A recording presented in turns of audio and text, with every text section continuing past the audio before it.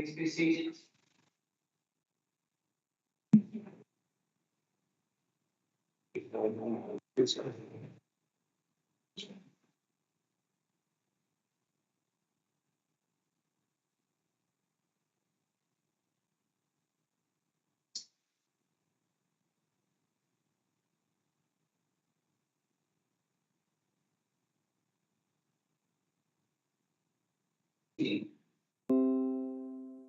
As you are aware, I am the Mayor, Councillor Robin.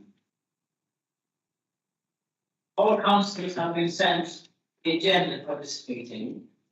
Any additional documents have been placed on your tables. For councillors wishing to speak, please indicate by raising a hand and speak when called. No speech by a member of the council shall exceed 5 minutes. Except the two main budget speeches, a procedure for the budget debate has been placed on your tables. This meeting is being webcast. Please be aware that background sounds can potentially be picked up on the big screen, the live stream. So please only speak when you are talking into the microphone. Thank you.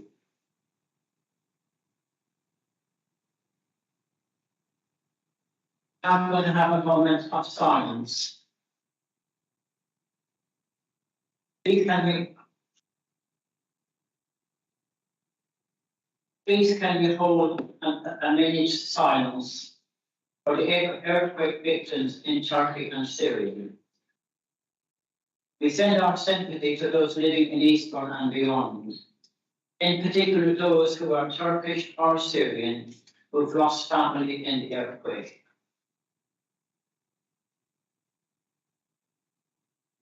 Please rise.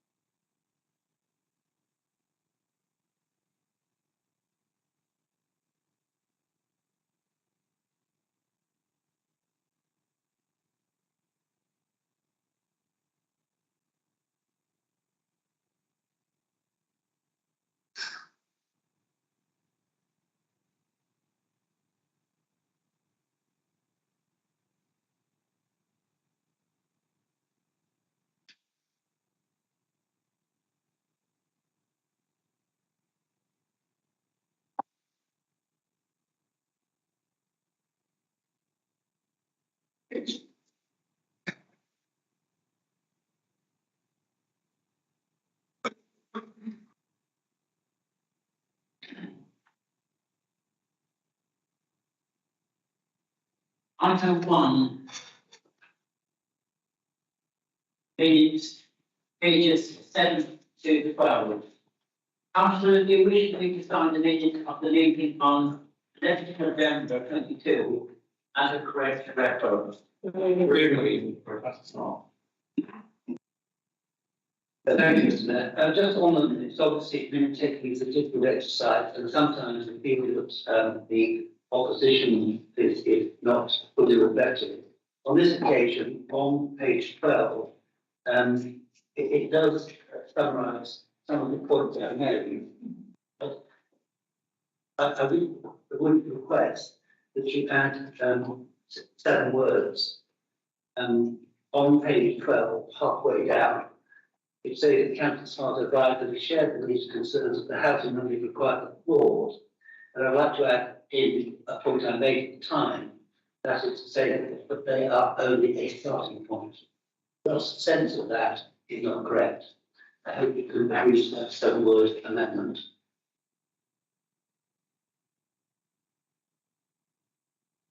That is an amendment, I assume, and do you have a second there?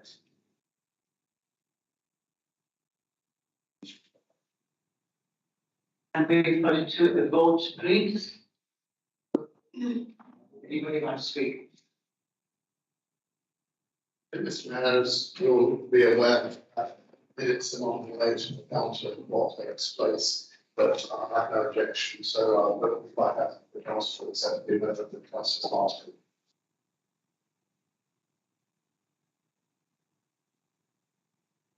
Can we take on vote, can we take a vote on the minutes of the record as amended? Agreed. Agreed. Item 2, declaration of interest. Do any members wish to make any declaration of interest?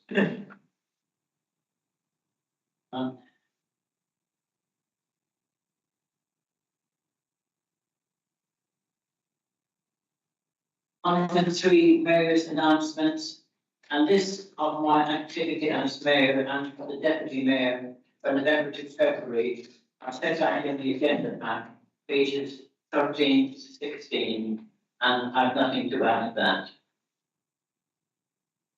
Item 4, apologies for absence. Announce the head of democratic services to announce any apologies for absence. Thank you, Mr. Mayor. I received apologies for this meeting from Councillor Mear, Councillor Vaughan, Councillor Chowdhury and Councillor Whitby. Thank you, Mr. Mayor. Item 5, right of address. I can confirm that we have 3 public speakers. David Everson, Chair of Eastbourne Eco Action Network Transport Group. Christina Eubank, Chamber of Commerce. Both have registered to speak on agenda item 7D, security of Gatwick Airport carbon neutral accreditation. Fiona Mullins has registered to speak on agenda item 10A, Eastbourne local plan, protecting our green and leisure spaces. Fiona Mullins is part of the Royal Parade against Fisherman's Green Seafront Housing Development Group and the originator of the Change.org petition and paper petition in relation to Fisherman's Green. Copy of which the following lines will be emailed to the council. Agenda 10A, Eastbourne local plan, protecting agenda 10A, Eastbourne local plan, protecting our green and leisure spaces. Agenda item 7D, security of Gatwick Airport carbon neutral accreditation, responsible council motion. All remaining items will proceed in the order as set out on the agenda. Item 10A, motions. Item 10 motion, and now item 10A. Eastbourne local plan, protecting our green and leisure spaces. Can I call on Councillor Holt to move the altered motion that has been tabled, but not speak to it at this time? Yes, thank you, Mr. Mayor. I'd like to move the altered motion, which is of people's best people energy. Thank you. Section 13.14 of the Constitution states that the councillor may alter a motion of which he or she has given notice with the consent of the meeting.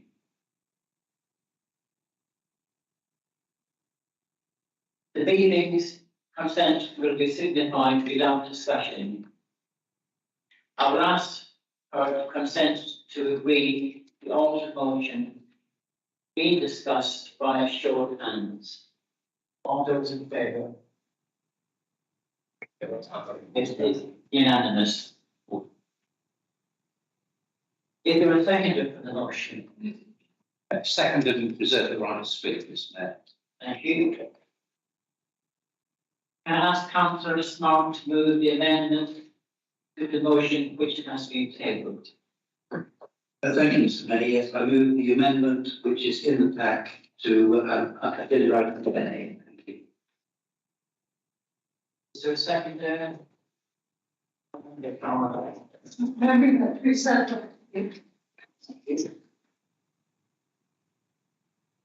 And I invite the public speaker, Fiona Mullins, to come forward and speak to this item. We have 3 minutes, thank you.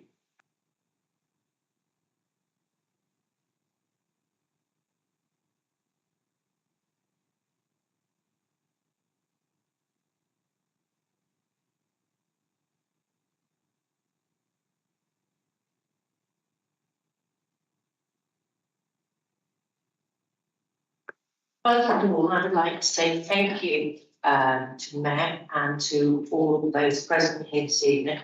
And I am going to talk about the local town, but I'm going to focus on the Fisherman's Green. And the things I have to say will have some pertinence and relevance to the other areas in the local plan. It's been a bit of a head spin of a week politically, and I'm talking about wishing to have Fisherman's Green removed from the plans. And we seem to have moved forward there with some progressive action. And that's very good to know. A Fisherman's Green is not just a car park. There are many communities and societies there and businesses. There are recreational spaces. Some of those societies have been around from the 1800s. The Anglers since 1905, the Fisherman's Club 1930. There are skate cages, basketball courts, built 365 days of the year. I know because I listen to the bouncing balls on a daily basis. Now, these tennis courts are going to be revamped, apparently. The LTA are involved. Do you know that they are 100 years old this year? Surely we should be celebrating the precious things that are there present on Fisherman's Green. A new cafe is about to open. We have the wonderful Crab Shack. We have the wonderful Southern Head Fishing. 35 years they've been there. Now, what did we do? We got upset when we heard that Fisherman's Green was in plans, and there was a panic, and there was distress, and people felt that they hadn't been informed as early as they could have done. And of course, we then find that there are some issues with the communications from EBC in terms of putting out the consultation document and actually genuinely making people fully aware, rather than placing it on a portal on the internet, brief mention in the Herald. How on earth can you collect data, even if it's a paper exercise, if you don't invite the stakeholders appropriately? That paucity in communication I would like to see addressed, because it causes great stress, and that stress leads to a lack of trust in those who are here to lead us and protect our town. So the passion from the ground was enormous. 6,000 signatures on the petition and rising. 4,500 objections to Fisherman's Green alone. How many more could there possibly have been? And I would like to ask this council to be more transparent and accountable when engaging in these activities. Thank you. Thank you. Councillor Holt, and now you now speak to your wife. Thank you, Mr. Mayor, and thank you to Fiona, our speaker, and the 6,000 plus residents who have responded in this matter. I've currently enjoyed our conversation on Thursday with you and a few other residents, and look forward to working with you over the coming weeks, days, months, and hopefully years on how we can really improve this area, which have you so everybody stays in. As fantastic tennis courts, well used, 365 days a year, and is a great mix of leisure and commercial activity. We really want to support that going forward with you. In terms of your comments on transparency and accountability, I'm more than happy to take that on and discuss that again with you at further stages and see what we can do to make sure that everybody can be involved in these local consultations. I am delighted that the government has been so quick to respond to my motion. I think we could move the local plan without penalty or sanction. Our amendment or alteration to the budget allows us to remove tonight Eastbourne Green from the local plan consultation. We also recommend that other controversial sites that are not owned by the council are also removed and potentially a cabinet. As I previously made clear, there's never been any intention to sell or build on Fisherman's Green for this authority. We took this step as up until now, government appointed members of the planning inspectorate have stated that for a local plan to be adopted, and this is their quote, no stone can be left unturned in finding development sites if the council was unable to meet the mandated and wholly impractical housing target that we have. This is why we ask residents to respond, and by God haven't they, to add weight to our own representations that these leisure and green spaces cannot be developed, and it's thanks to them that we are able to take this step. I am truly thankful to them for what they have achieved. In a stroke, the government appears to reverse this previous direction, which has been applied to countless other authorities across the UK, including Brighton, Lewis and Chichester. I imagine these authorities and many more across the country who have the same challenges will be greatly relieved to hear of this significant change to the previous directions. This is a victory for common sense and for our residents. I do hope that we continue to receive this support from the government to our plans, which will remove Fisherman's Green from the local plan and mirror the words that the planning inspectors are directed correctly. Thank you.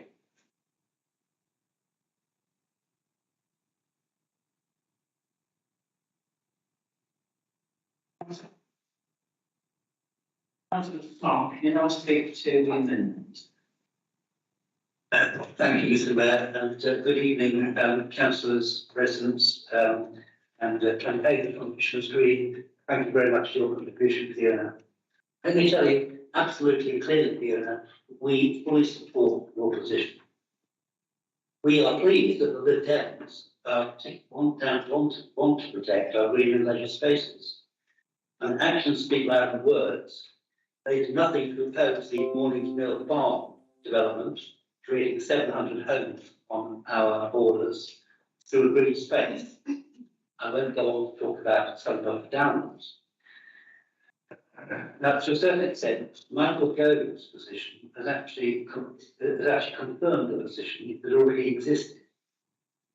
They've had to eat humble pie and climb down, so it is a little bit more complicated. The Lib Dems have created an unnecessary scarestory, and I'm most perturbed about some of the Liberal Democrat literature. Liberal Democrat literature, which is actually incorrect when you say Conservative plans to put local green space with. And when it talks about Conservative bulldozers, I mean, frankly, whoever wrote this should be ashamed of themselves, and I would really quite like to apologise. We were demanding less building, not more. When we had a local plan between 2013 and 2018, the number of homes to be built upon was agreed at 240. It is this Liberal Democrat administration that has left vulnerable for 6 years in its delay producing a local plan. But back to the numbers. 240 was the number agreed in 2013. Since then, population growth is lower than anticipated. All the signs are, including the noises from Michael Gove's left and regeneration bill, that the number should be lower. I will pitch a number much lower than that, but I hope that the Liberal Democrats might actually indicate what number they're going for. I hope to hear a number from them. The local plan should concentrate much more on employment, but that isn't in this motion. One point is, and that is that the local plan should effectively talk about this space for other uses, not just for housing. So to my amendment. I remove the second bullet point. It is just incorrect and unintelligible. Let me read you paragraph 2.9 from the Council's own methodology. PPG confirmed that local housing need is not the housing requirement. It is for the plan-making process to test whether there are reasons why it may be appropriate to plan for a different level of housing provision. For example, where there are significant strategic constraints of development it will justify a lower level of provision. The government guidance updated in 2020 confirms this approach. The fact of the matter is that in terms of the Fisherman's Green site, which is owned by the council, it need never have been put forward. That does not fall within the no stone unturned position. So we've had an unnecessary scarcity. Removing the third bullet point, again, it is just plain wrong. Use of the 738 figure is a scarce story. It is calculated before taking account of physical constraints into account. Use of this figure is frankly disingenuous. As I say, when the local plan, last local plan was discussed, the figure came down to 240 people. So it never should have put, in terms of removing such reference in the motion, which of course you've done in your amendment, but you should never put it forward. EBC owns the land. It's a point which was understood by some of us and has been recently confirmed by Michael Cove. The seventh bullet, we never needed evidence to eliminate Fisherman's Green from housing. We are indeed grateful to the petitioners for showing their strength of feeling. The eighth bullet is unnecessary. The process is clearly in place to develop sensible numbers. 240 last time, perhaps lower now. The 10th bullet, I think this is non-contentious. I think everybody is now happy with Michael Gove, and presumably, or as all members of the meeting. We support amendment. Thank you very much, Fisherman Green petitioners, for showing us your support. We are completely with you. Thank you. Thank you. Councillor Murray.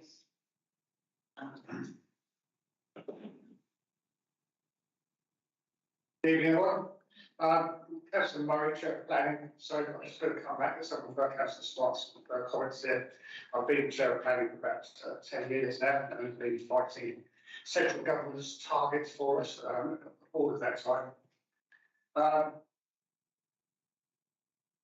738 is our starting target. That's what we get told we have to start with.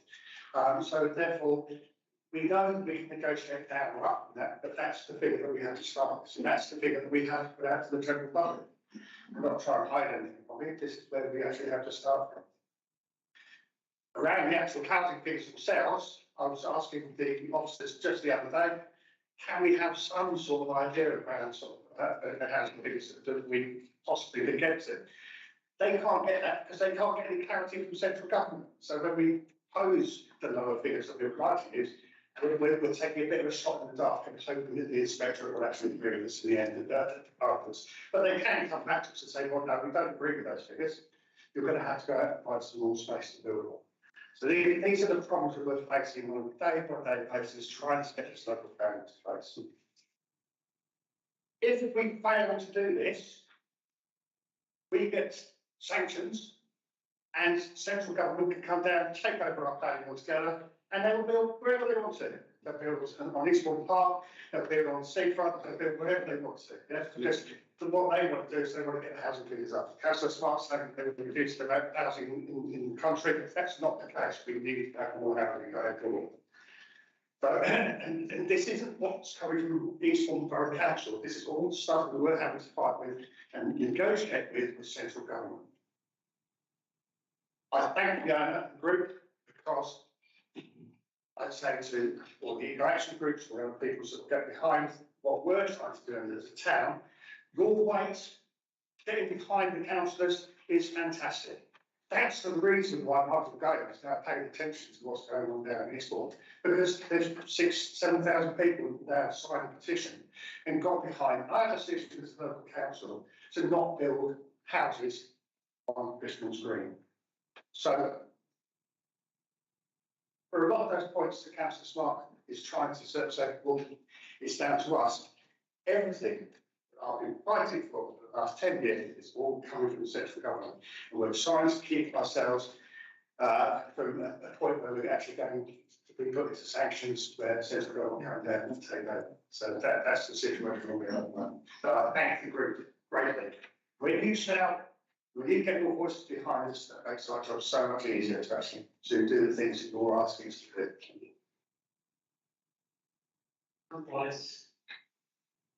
Thank you, Mr. Mayor, and good evening, everybody. Just make some notes. I just want to start. As long as I can remember, central government has meddled in planning and local authorities, and that hasn't changed. So, as far as I'm concerned, these targets are driven by central government.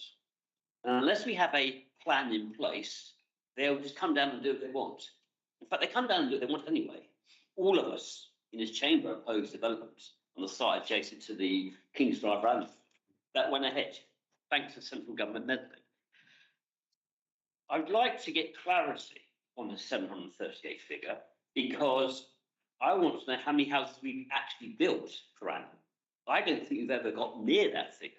I don't think we've ever got near the figure of 500, which was there previously. So I'm not sure why this figure's been elevated upwards when it should be elevated downwards. Morley's Farm, as far as I know, Councillor Smart, is not even in the Borough of Eastbourne. So I'm not sure why that's been raised. As far as Fisherman's Green is concerned, and I thank Fiona Munn for raising this very important concern, I find it astonishing if Councillor Holt or Councillor Bannister in particular would propose building on this. Because Councillor Holt, Bannister, myself, Councillor Healy before us, Councillor Stanley before us have always invested in Fisherman's Green. That's why the tennis courts are there, that's why the basketball courts are there. And we've worked closely with the residents of that area to preserve it. So I'd be astonished if they said, actually, no, we're going to build it. That wouldn't make any sense to me at all. As far as I'm aware, we need to preserve Fisherman's Green for recreational use. That's always in the discussions I had when I was involved in planning. So now it's down to the question of where do we build in Eastbourne?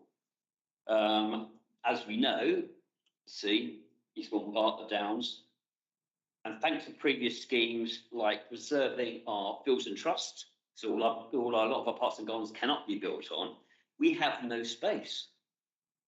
And we do have some brownfield sites available, and they should be used. And there are some properties we can look at that could go upwards or sideways. We could put additional stories on our flats if you like, but we're certainly never going to get anywhere near target 738. That's just not possible.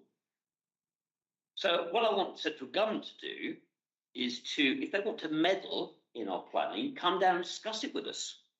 Come down and visit our sites and say, this is what we can deliver, but this is what we need to protect. Because there's no point in building on areas like Fisherman's Green, for example, but people do need housing, but they need schools, they need health centres, and they need recreational areas as well. We're not going to turn our town into some sort of urban overspill into an area where people cannot go out and enjoy their open spaces. It's absolutely ridiculous. So I would like clarity from Councillor Holt or perhaps Councillor Shuttleworth on how many houses we do produce each year, because that will give us some indication of where if we can achieve the 738 figure. I don't think we can do. I do want reassurance that our green spaces will be protected. And that includes our green, our parks and gardens. And I also want reassurance because I did see, and I spoke to Councillor Murray about this briefly, but the properties that Eastbourne Borough Council do own towards the end of Turner Road towards the seafront, which are currently residential, have I already read there's a planning application to convert those into holiday lets? Because that would be a bit crazy if we're turning our own properties into holiday lets. I just want to get some clarification on that. And if that is an application gone forward, that we would oppose it. Yes, thank you for raising this. Yes, keep Fisherman's Green for recreational use. Thank you.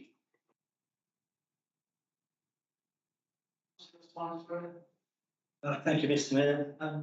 Just a couple of points. I also very grateful to all the petitioners because it's made our job a lot easier to preserve Fisherman's Green.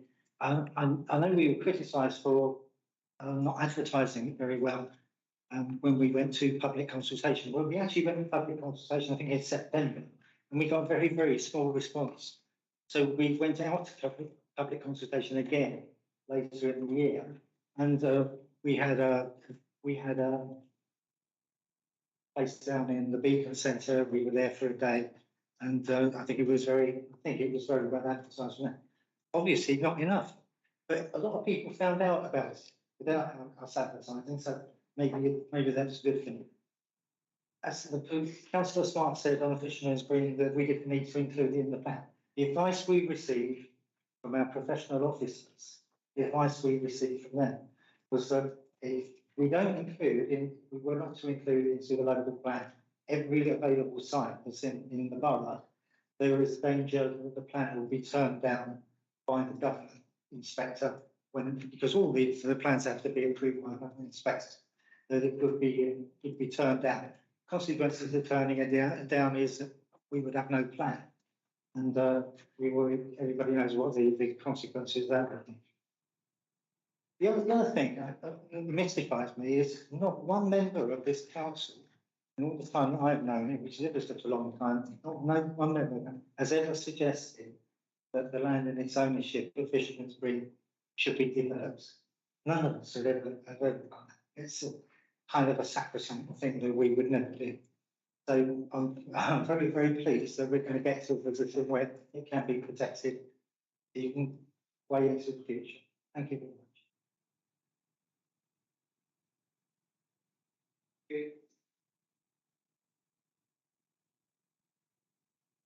Councillor Tan. I think there's a number of things that need to be unpicked here in terms of explaining what has happened and what's going on. For the Conservatives, the disconnect between Conservatives at a national level and Conservatives at a local level. I've been first to acknowledge that Councillor Smart and other Conservatives here in the Chamber have opposed the idea of building on Fisherman's Green and other sensitive sites in the town, as have the Liberal Democrats. The figures which I've described as bonkers, and I think Councillor Sparks described as madness, have been targets that have been set by national government. And the 738 figure is a figure that's grown ridiculously because we know that that's an impossible target to hit, given the fact we've got the sea on one side of itself down, and we've got the Eastbourne Parkland and valuable floodplain within that. So, answer to Councillor Wallace, the sort of numbers we've been achieving in between 200 and 300. And that is a sort of realistic assessment given the brownfield sites. But sometimes it's been less than that. But then we hit times such as COVID. So that's understandable. But Councillor Smart's been in the same meetings as I have. He said listen to the same advice from our officers. And I feel he's suffering from felt cognitive distance. Because those officers, our professional officers, have told us unequivocally if we don't include every available site, and that included Fisherman's Green, and I objected, as you will remember, to that and other sites, very good, that the government will not only take sanctions against us, but those sanctions could mean that we would lose our planning powers, as Councillor Murray has said. That's not something that's in the interest of Eastbourne Borough Council, politicians on either side of this chamber, or the residents of Eastbourne. So we need to be fair. So I'd like to thank Michael Gove, but before then I'd like to thank Steve Holt, because Councillor Holt put this notice of motion, and I think it spurred Caroline Hansberg into raising this issue in the chamber, which solicited Michael Gove's response. It said we don't need to have Fisherman's Green within the plan.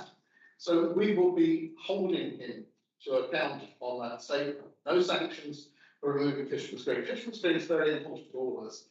You and I, Mr. Mayor, worked with the Lawn Tennis Association to secure the improvement of the tennis courts, which will take place this spring, and will be very much welcome, and I know very well used. But that statement by Michael Gove will not only be welcomed here, but in councils across the southeast of England from all political persuasions, because I've attended a lot of meetings with other council leaders, many Conservative council leaders who have criticised the government's target. And so I think we need to stand up for local government here. and say this is where the decision should be made on some planning sites. Tonight, if we adopt Councillor Holt's notice of motion as amended, we will remove Fisherman's Green. But I hope that at the Cabinet meeting, we'll remove the other sensitive sites. I wrote twice in the local paper asking people to object to the plans. I spoke to organisations such as the Eastbourne Society and urged their members to object. And I objected myself. I objected to Fisherman's Green in writing. I objected to the low-lying farmland. I objected to sites at Sovereign Harbour. We gave a promise across the party to residents there wouldn't be any more housing there. I objected to the Brighton University sites, which are used for sporting purposes, and I objected to Pevensey Levels. And the Pevensey Levels part that I refer to is the part within the borough boundary, not that outward. So I think we've got, hopefully, consensus. Tonight we will vote to kill any idea of development on Fisherman's Green, and in the very near future we will kill any idea of the other sensitive sites which are so important to us and to our community being developed in the future. Councillor, if you have the word. Thank you, Mr. Mayor, and thank you to all those who come along tonight, and I know a number have come on this particular issue, and indeed to Fiona for putting the case so well, and indeed to all those people who signed that petition, and to all those not here who have responded to the local plan consultation. As Councillor Swansborough said, the thing that we wanted most of all was to try and get a response from the people of Eastbourne, and I'll say, you know, you criticised our attempt to try and raise awareness, Councillor Smart, but I think that perhaps that publication actually did get people aware that there was something they needed to be aware about. Councillors have actually picked up a lot of the points, but I'll just emphasise those. When I listened to Councillor Murray, who's been chair of planning for many years and has seen so many applications come before the council and has seen what actually happens, and you have to understand that the local members in Eastbourne may have a view on a particular planning application, and it may even be a cross-party view. But at the end of the day, it's still possible that the inspector, the government inspector, will come along as an appeal and overrule the wishes of local people. And I was disappointed that Councillor Smart used a particular example that isn't within Eastbourne. I can use an example that's right on the cusp of Eastbourne, which is off Pennine Way in the ward I represent, where Wealdon Council have been building all over the green belt and approved an application there, and I didn't get very much help from the Conservatives at that time to try and stop that happening. Councillor Tutt tried to bring this in perspective.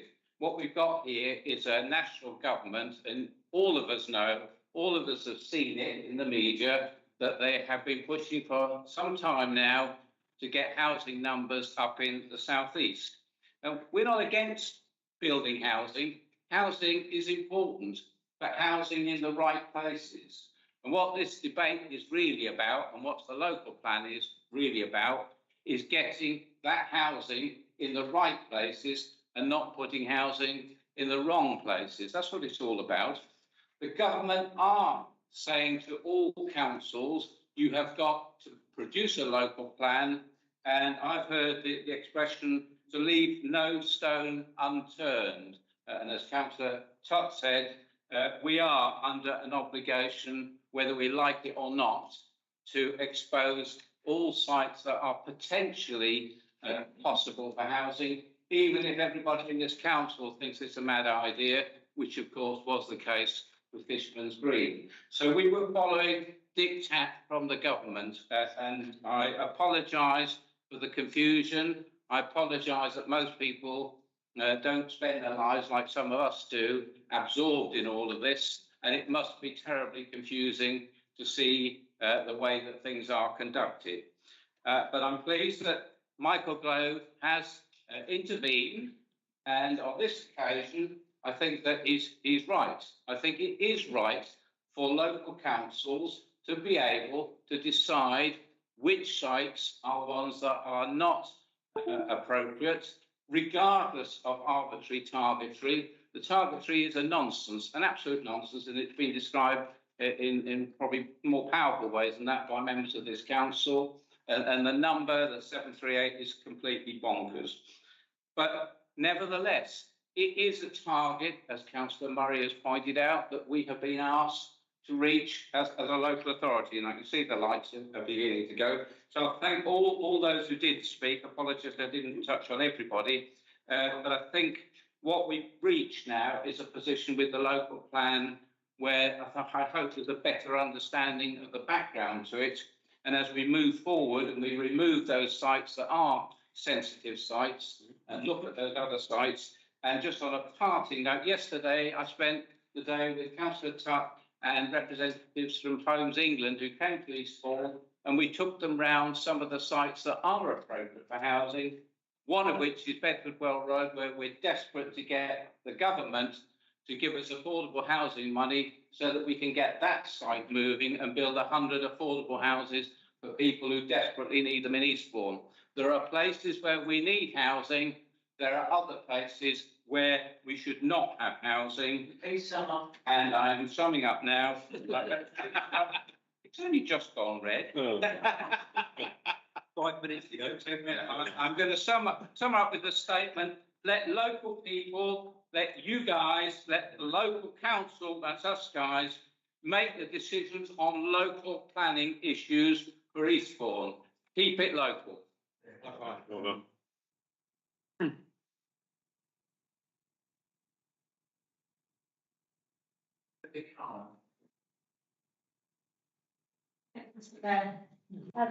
I think it's all been said, really. But I would like to just thank Councillor Tuck for recognising that our local MP Caroline Ansell raised this issue with the Secretary of State in Parliament.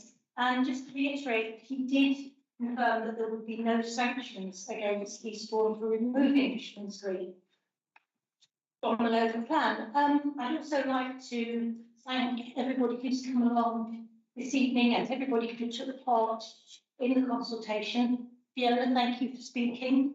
And thank you for kind of very, very damp night to show their support for Fisherman's Green and for the other green and leisure areas around the town. Thank you. Thank you, sir. Absolutely, like you just indicated. Yeah, sorry, thank you, Mr. Mayor. Good evening, everyone. I wasn't going to speak, but it's just it's a very small point. I thank Mr. Gove for stepping in and cutting through. I'm not surprised he had to do it when you look at the relative records. We heard from Councillor Murray tonight, who's past 10 years as chair of planning, is a watchword for stability and doing very well. When you look at the fact that there have been 15 Tory MPs as housing minister since 2010, with 11 of those since Grenfell in 2017, 6 in the last 12 months, I'm not surprised Mr. Gove had to step in and cut through to get the response we deserve. Thank you. Councillor Paul, would you like to sum up before we go to vote? Okay. That's one is hand up.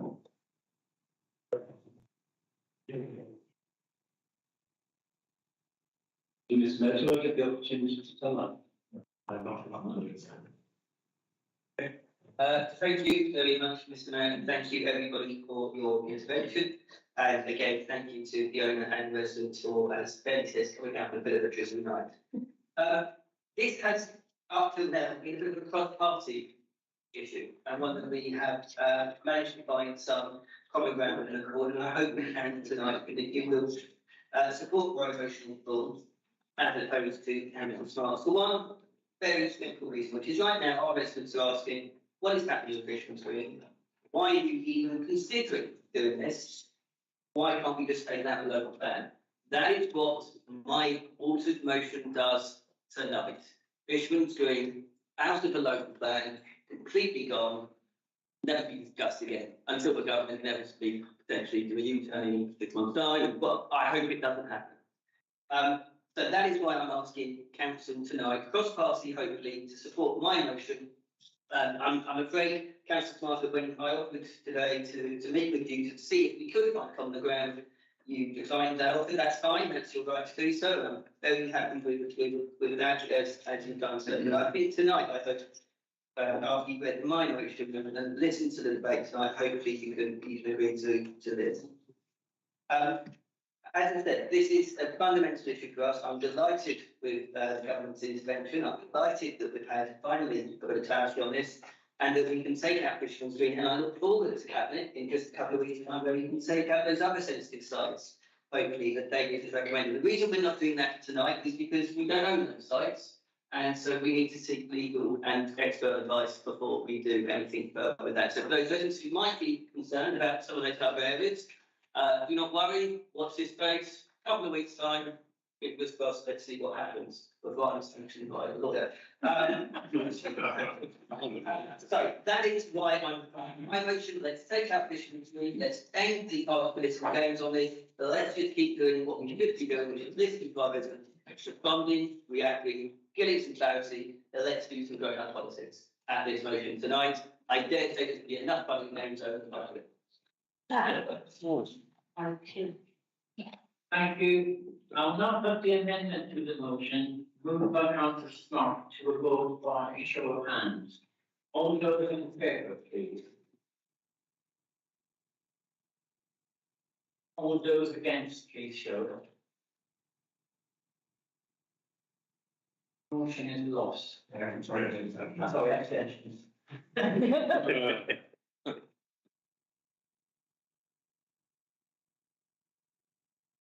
I'll now put the motion as proposed by Councillor Holt to a vote by a show of hands. All those in favour, please. Thank you. All those against? Any abstentions? Thank you. And it's carried.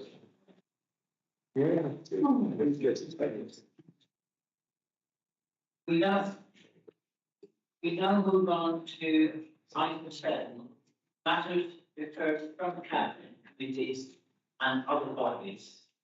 Item 7D, grouping of gathered towards carbon neutral verification and the effect of the development of the Northern Runway and Eastbourne Borough Council's carbon neutral pledge as successfully. And I asked Councillor Shaw as chair of the Scrutiny Committee, move the recommendations as set out on page 57 and 58, adopt, read and stay. I really apologize. Thank you. Is the second.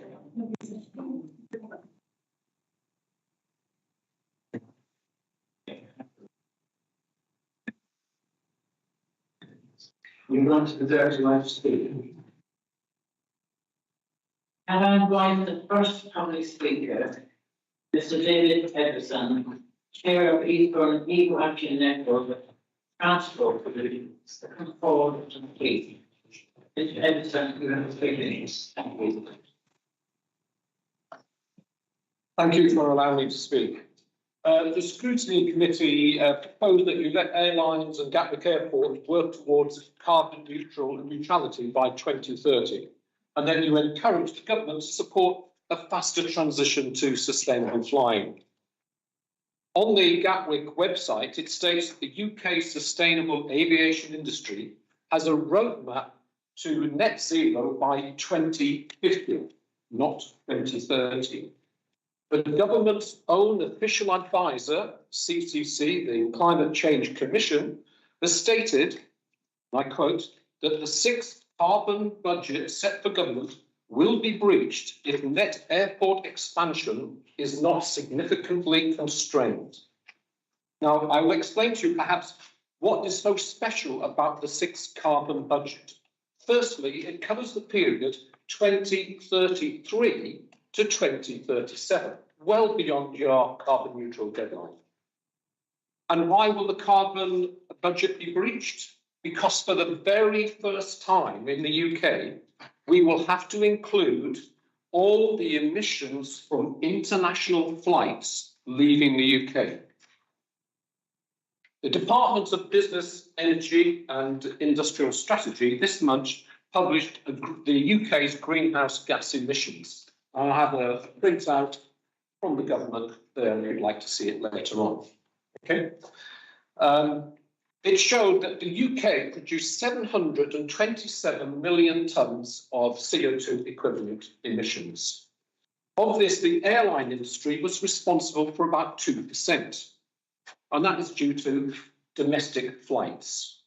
Now, it's important to realise that those figures do not include any international aviation emissions that are leaving the UK. If they were included, they would add another 37 million tonnes, it is on there, another 37 million tonnes of CO2. This would bring the total figure for aviation to a staggering 10% of all UK emissions. So the CCC are saying to government, do not allow airports to expand in the 2030s if you want to meet your carbon budget. I've got a little time to go on to something else. The World Economic Forum met in Davos recently in January, and the corporate signatories for the Clean Skies Tomorrow pledged, and I quote, to achieve sustainable aviation fuel blend of 10% in global jet fuel supply by 2030. What that means, thank you. What that means is by 2030, 90% of the aviation fuel will be fossil fuel based. So I will summarise and say, I ask you to publicly and strongly reject the idea that the airport should expand. Otherwise, your declaration of carbon neutrality by 2030 will be a sham. Thank you very much.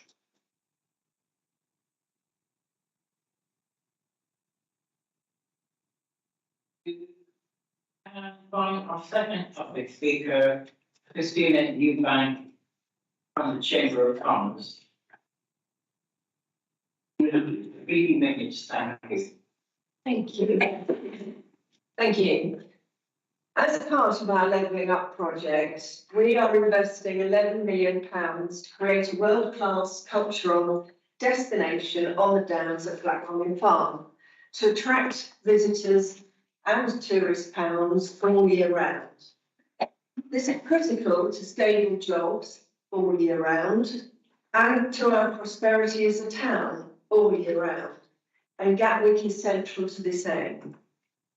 We should also like to see Gatwick increase business destinations and freight transport, as well as increasing our visitor numbers, as this will reduce travel miles around the M25 to Heathrow, so reducing business costs and reducing pollution.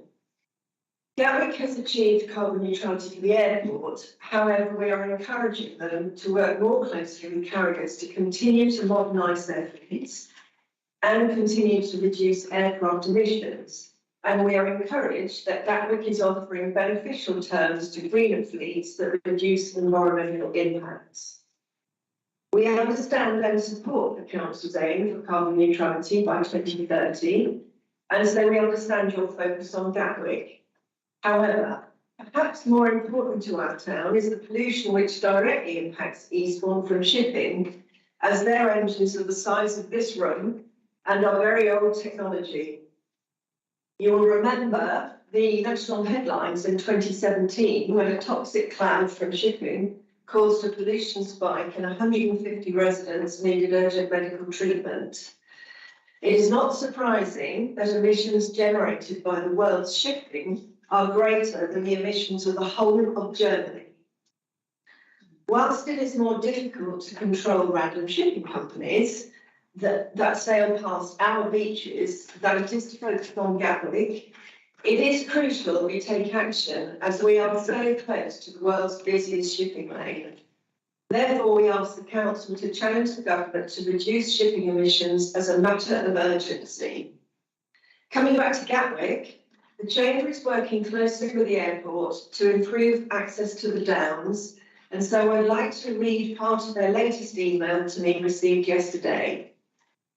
We are keen to continue to engage with Eastbourne Borough Council and would like to explore opportunities to support borough priorities, such as improving accessibility onto the Downs.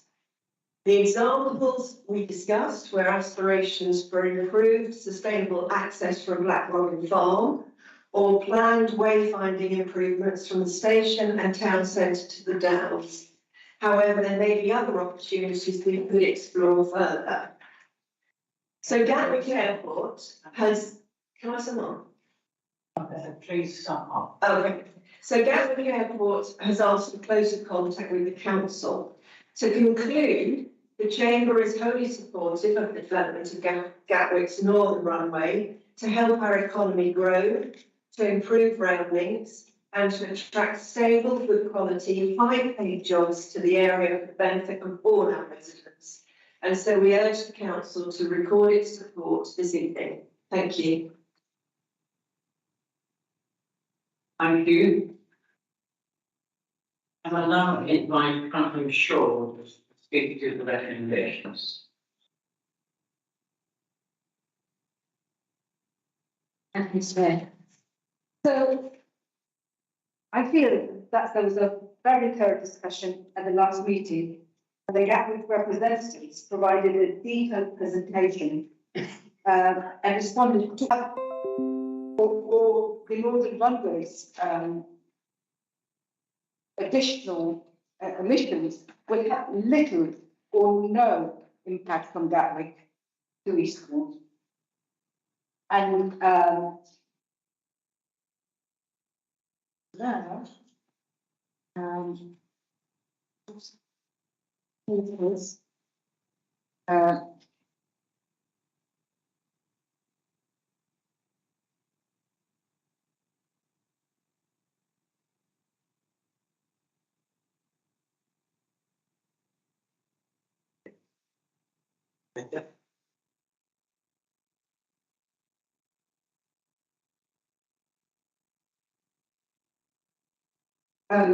there was an amendment that was put forward by Councillor Babarindi to ensure that they put forward credible plans. But I personally think that we should take what has been said so far, and we accept that and that we should support a second runway at Gatwick. Do I have a second? That wasn't the, that's not the recommendation. That's the recommendation. Recommendation for super. You approve the recommendations? No.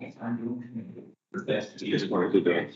So the steps by procedure for those present, we have the report from scrutiny committee, the implementing recommendation from scrutiny to council to consider. So when we first considered the report, and now asked for a further and a seconder for the recommendation from scrutiny to consider.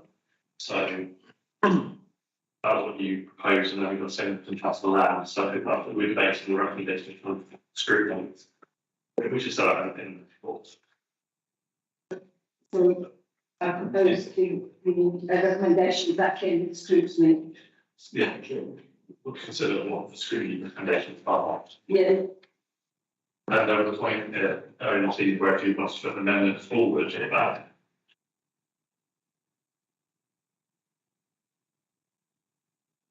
But I'm not sure what you're asking to do. Sit down. So, what is the outcome from, are you trying to tweak what scrutiny committee recommended? Is that what you're trying to say? Page 58 in your big pack. So the scrutiny committee recommends that full council makes any support for Gatwick Airport's Northern Runway project conditional on Gatwick Airport's production and pursuit of a credible plan in partnership with its scope 3 stakeholders to work towards carbon neutrality across its scope 3 emissions by 2030, and calls on any government to mandate faster transition to low carbon aircraft fuels and to provide meaningful support to the fuel industry, airlines, manufacturers and other aviation industry stakeholders to achieve this. So, we have a second. I'm down to the agenda to there's no amendment. No. Councillor Barber, you want to speak? Thank you, Mr. Mayor. That was quite confusing. It sounded like Councillor Shaw's attempt or other intention to amend the recommendation. Can I just get the body in my speech confirmation that Councillor Shaw intends to honour the recommendation and then.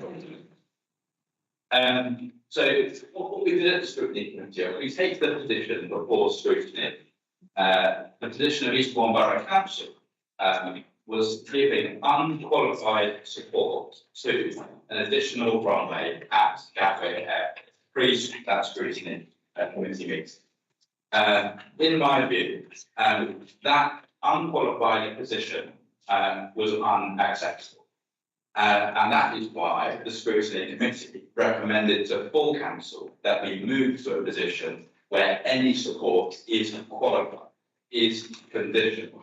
And in my view, that condition, that qualification is a steep one.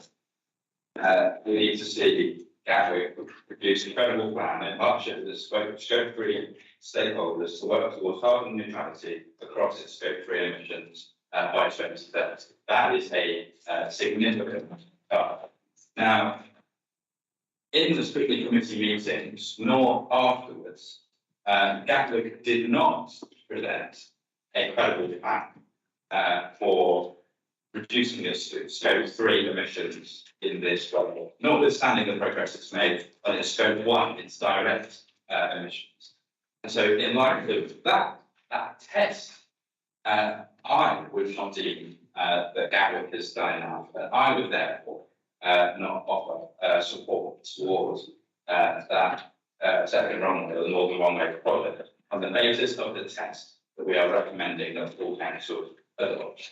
If Gatwick want our support, then they'll need to produce a radical decarbonisation for their scope 3 recommendation.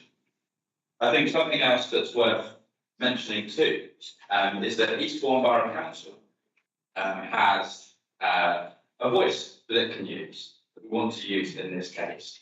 But the fundamental actor that can create action is the government, which is why in scrutiny's recommendation, we have asked that government create incentives to support the airline fuel industry, along with associated stakeholders transition towards a greener future. So the government are the ones who have the power here. We have a voice, and the scrutiny committee is recommending that the borough council use it to move to a position where we are creating qualified tests for the support of such runway.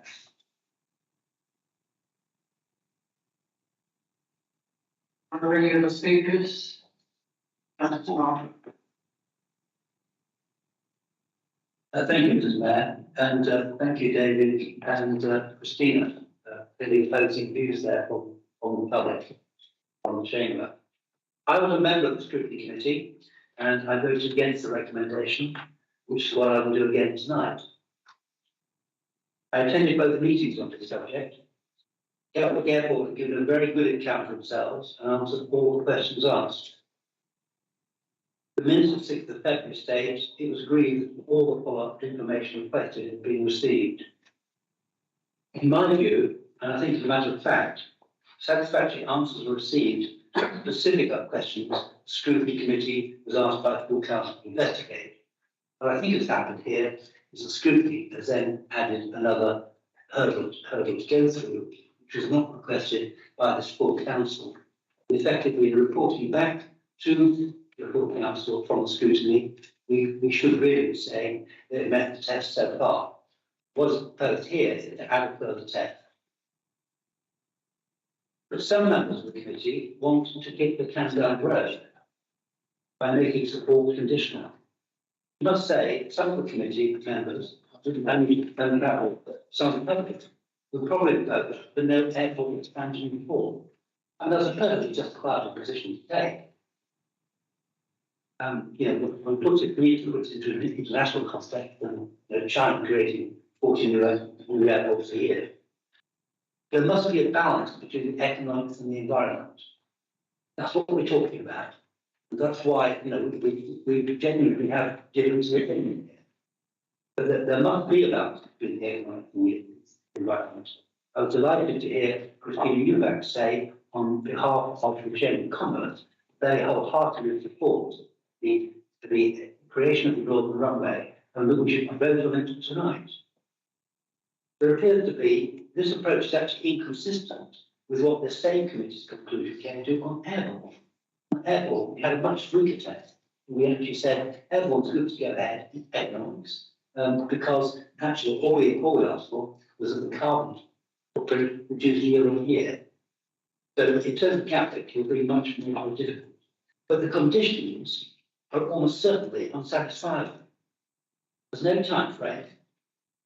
Scope 3 stakeholders would include every passenger driving their car into Gatwick. Ludicrous. How is credible to be judged? I'm sorry. It is a very badly constructed motion. I think Gatwick are doing all the right things in the right direction. We support them on. This is basically a motion designed to kick the can down the road. I urge members to vote against this recommendation and thank very much the Chamber for its wholehearted support. Thank you. Councillor Messi. Yeah, thank you, Mr. Mayor. Just a question, really. Perhaps one of the cabinet members can answer it. Did we not pass a motion some time back, going unanimously about the Northern Runway at Gatwick? I thought perhaps I've missed something, but I thought we had. So basically, what we're doing here is going backwards.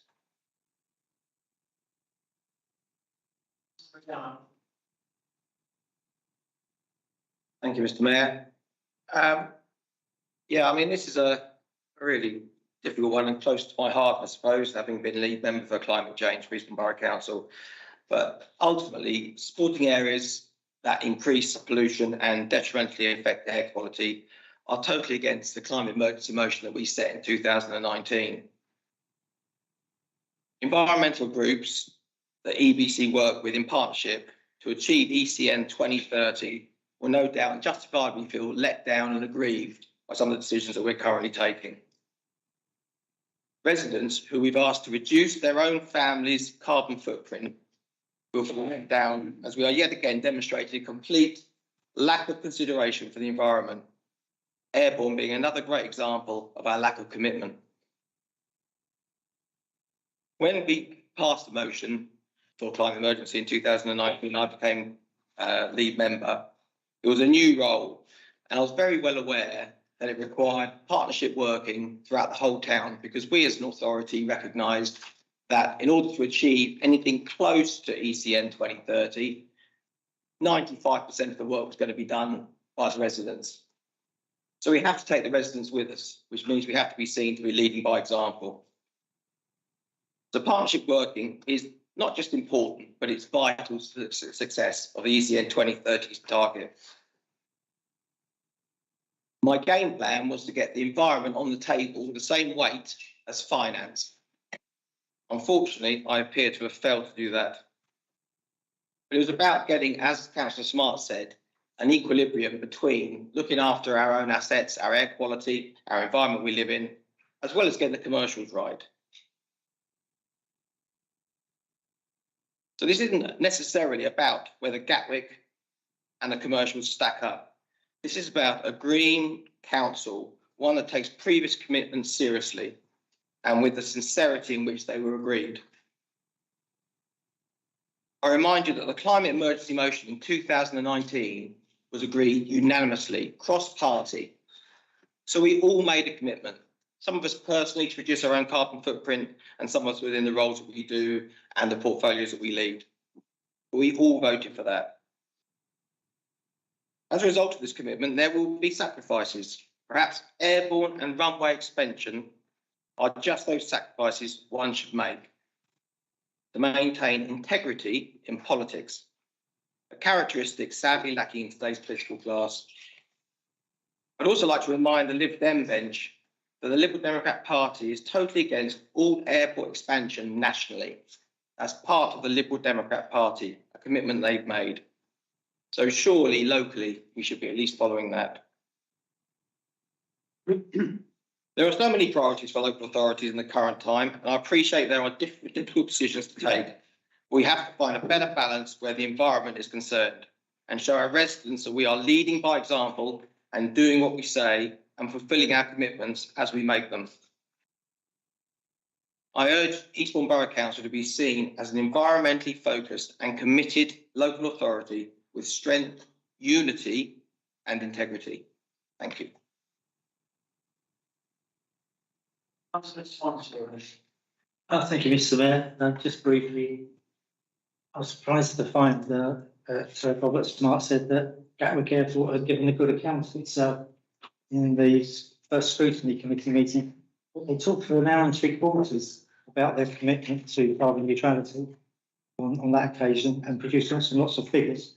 What they didn't produce was the figure for how much damage is done to the environment by the aeroplanes themselves, because their figures just don't include it. And I don't see how you can ever get to a balanced position on the aviation industry without actually taking account of where most of the damage comes from. I'm not convinced about this.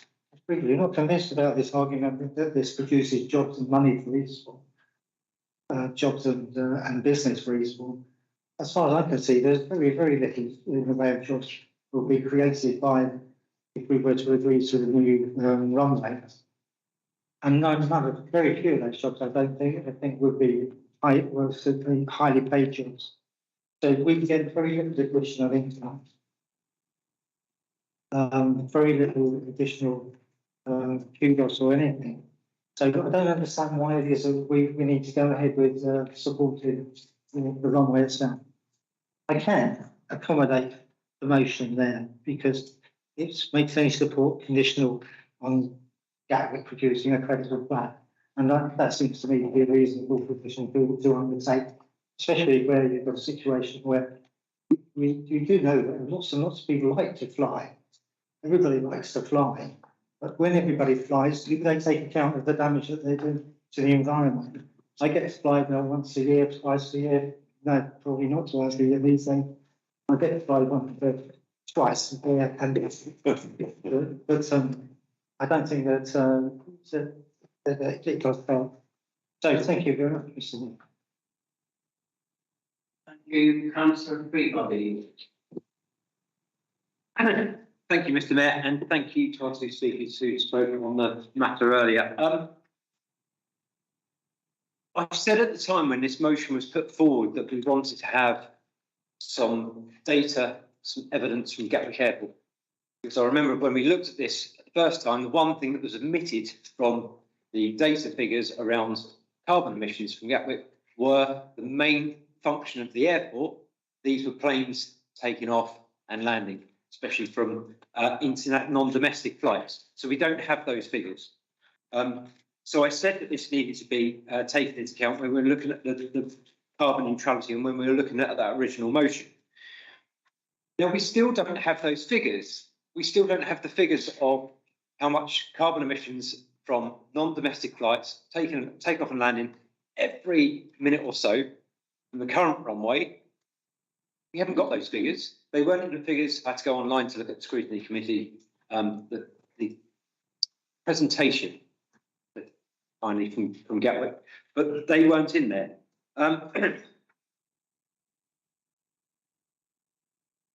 do think Councillor Smart does have a point. when he was talking about regarding carbon emissions, because we're talking about Gatwick Airport, so that's, you know, it's quite emotive flying. This is somebody who hasn't been abroad for over 10 years. I've got a car that's 19 years old. Don't buy a new car every couple of years. Don't go flying every year. My carbon footprint's probably a lot lower than a lot of other people in this room. But we talk about flying because it's quite emotive. It's quite an easy thing to tag on to. We don't talk about the internet. I mean, the internet, global emissions from the internet were 3.7% in 2021. It's now around 5%. It's due to be about 7-8% in a couple of years' time. Far more than anything you'll get from flying from Gatwick expanding. The amount of heat and water that data centres internationally require, the amount of energy they require is horrific. It's horrendous. But I don't see anybody talking about that. However, we did make, as Councillor Dale said, we committed a couple of years ago, cross-party, everyone in this room, sorry, Councillor Parker and Councillor Barber and Lee were elected then, but I'm sure you would have voted with us anyway. Voted in this room for Eastbourne to be carbon neutral by 2030. You can't have it both ways. You can't. This is seeming, I'm sorry, but some of this still seems to be trying to have it both ways. You need to make up your mind, and I'm saying you, because I'm not going to be here in a couple of months' time. Hopefully nothing horrible is going to happen to me, but I'm not standing for re-election. So, you know, but you need to make up your mind as a council, as our elected representatives, of what you want to do. And we said at the time, when we had that motion, that time was running out. When was that? 2019, July. Thank you. We're 4 years down the line. We've got less than 7 years to meet that target. And we're faffing about with motions on Gatwick Airport. You know, I just think you really, well, you should have been, if you were serious about this in 2019, this would have been a very easy decision to make at the time. If you're going to make a decision, fine, but stick to it. Don't keep flip-flopping one way or the other. And that's what I want for those of you that are going to stand again, from the new councillors in this room, when it comes after May, stick to your guns. If you're going to do it, stick to it. Don't keep flip-flopping, because otherwise we're never going to meet a target. So, yeah.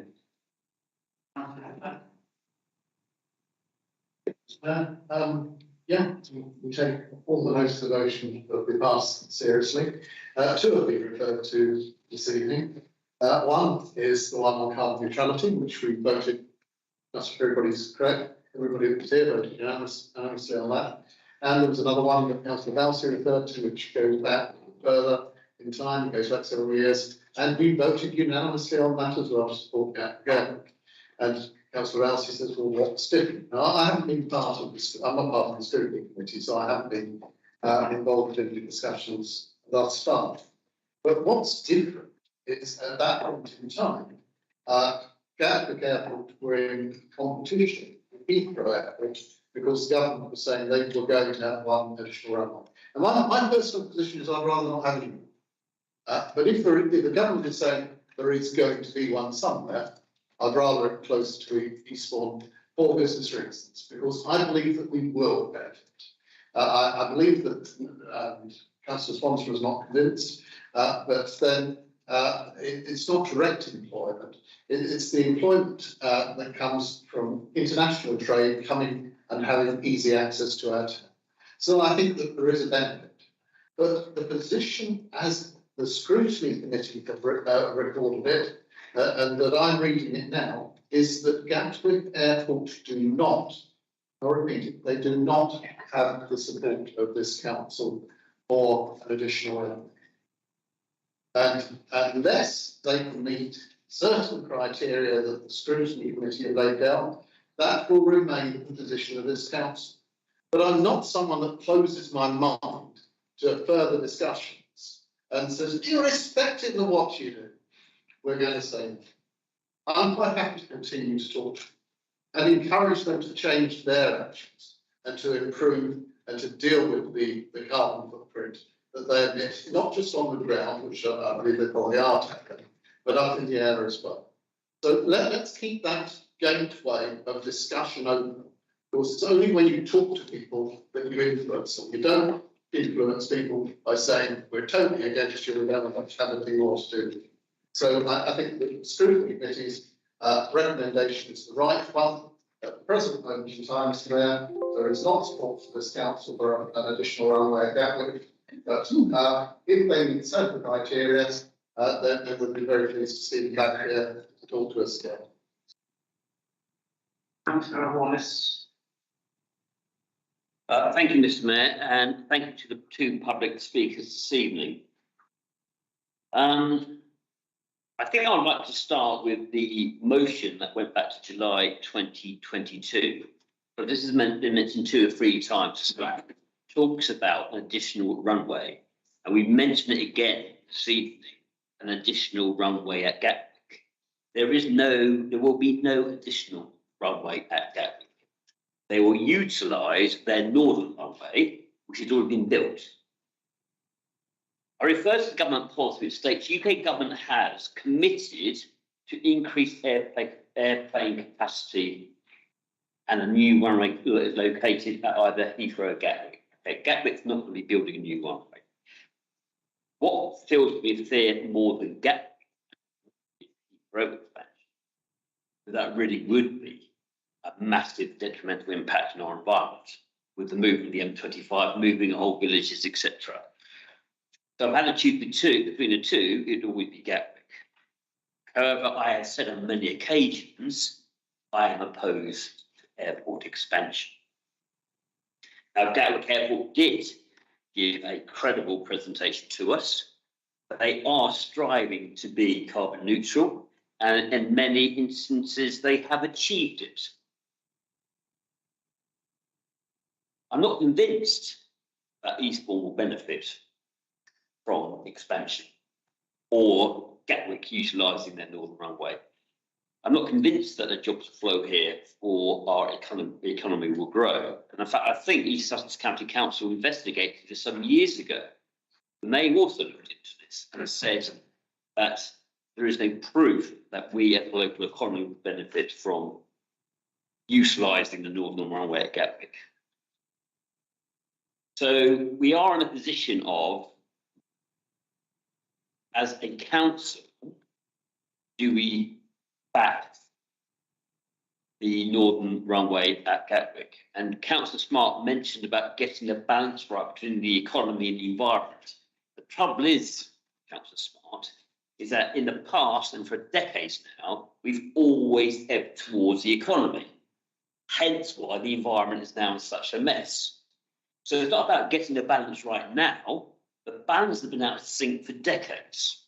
So we have to ebb towards protecting our environment. And we're talking about scope 3 emissions, and Gatwick can't make any promises on that because in some degree it's outside of their remit. So it does boil down to what is good for the environment. As with airborne, as with airport expansion, it's a complete contradiction to say we want to reduce our emissions, but equally to promote those schemes or those events that completely contradict that policy. We can't have it both ways. Councillor Dow felt guilty that when he was in charge that he didn't get what he set out to achieve. I remember back in 2007, when I was responsible for the environment, we had an agreement that we would have a green thread through all our policies. And for a number of years, Eastbourne Borough Council agreed.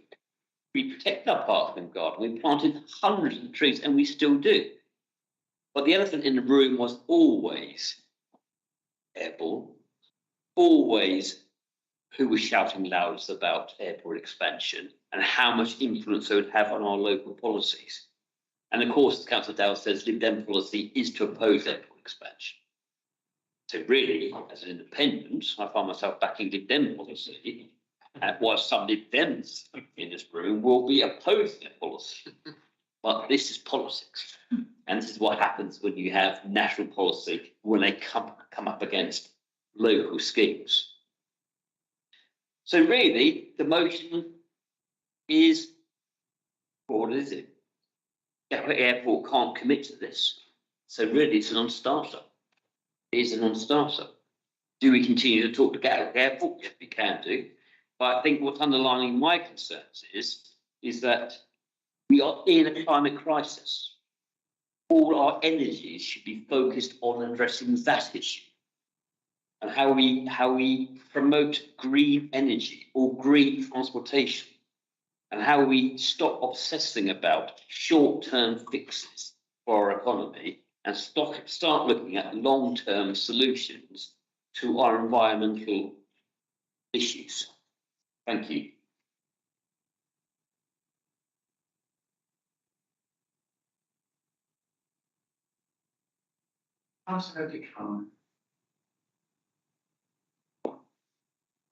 Thank you, Mr. Mayor. Councillor Freebody makes a very good point about the contribution.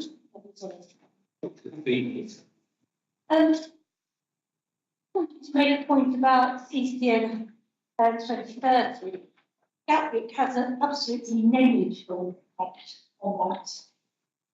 And one other small point, Councillor Swansford talks as if Gatwick are waiting on tenterhooks to see if we are going to allow them their runway expansion. I really don't think that it's in our gift to say yes or no. So yes or no, whether we support them, but not whether they go ahead. Councillor Murray.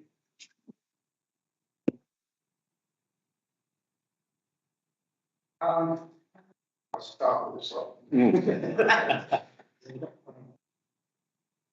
Two members across the room have said that there are particular store effects on what's happening in Eastbourne. No evidence for that. So you've got no facts, you've got no figures. At least our speakers came to us with some actual evidence about sort of how the emissions from aeroplanes and things will make a difference to our lives down in this part of the country. Councillor Clark mentioned the fact that we are proposing views from the two speakers. I don't feel that they're proposing views. I feel that they're the two views that Gatwick have come to us with. There's a financial gain to what's going to be happening to the Gatwick Airport expansion, and we will be looking to green up as much as we can coming from Gatwick Airport. They both spoken on their subjects. The financial gain is slightly more proven than the green one. The green one, we've set down some objectives and targets for them to actually go away and do something with. Imagine if we advanced their green targets by 5 years, we made a difference to them. You know, it's already sort of led the way on a cost of living crisis and things before in the past. But we've spoken, other councils have listened, we've all got together, we've then shouted from our respective councils, and then the governments then had to listen. We know it's not going to happen. They won't be able to green up to it. We want them to be able to allow this to happen. And I really feel that, as a number of the other members have said, we should be sticking to our guns. We've got a target of carbon neutrality by 2030, and we should be saying no to this. That's out because of the green issues on those particular issues. Right? Yeah.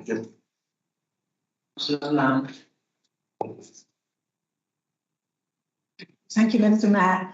I'm seconding this motion, and I'm a member of the Scrutiny Committee, and I voted against this at the Scrutiny Committee, but I believe in democracy, and therefore I'm seconding it.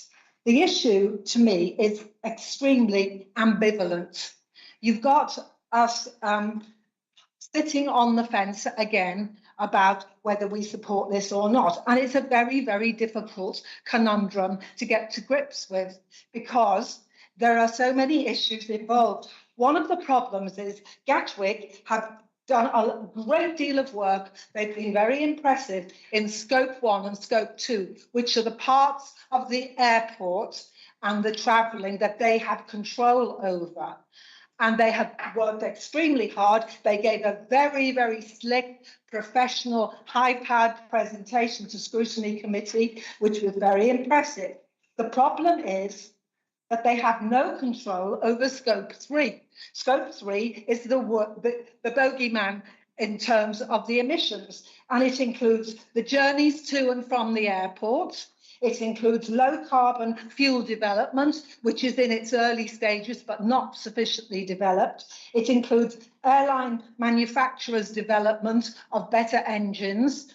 It includes travellers' decisions about whether to travel or not. It includes future developments in the aviation industry and also changes to the M23.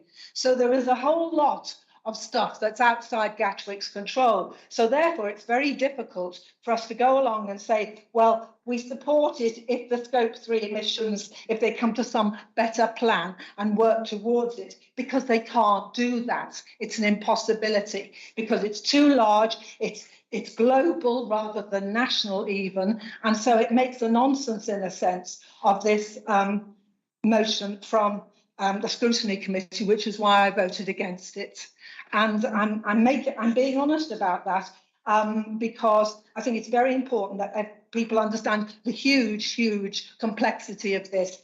And are we willing to put environment after economics before the planet? I think that it comes down to that, and we're often tempted to do that in the interests of our residents. We want them to have jobs, we want them to have a good standard of living. So it's a very complex decision, and although I'm seconding it, I wanted to make those points about Scope 3 being impossible for them to guarantee, and it's impossible for them to come up with any plan. Thank you, Mr. Mayor.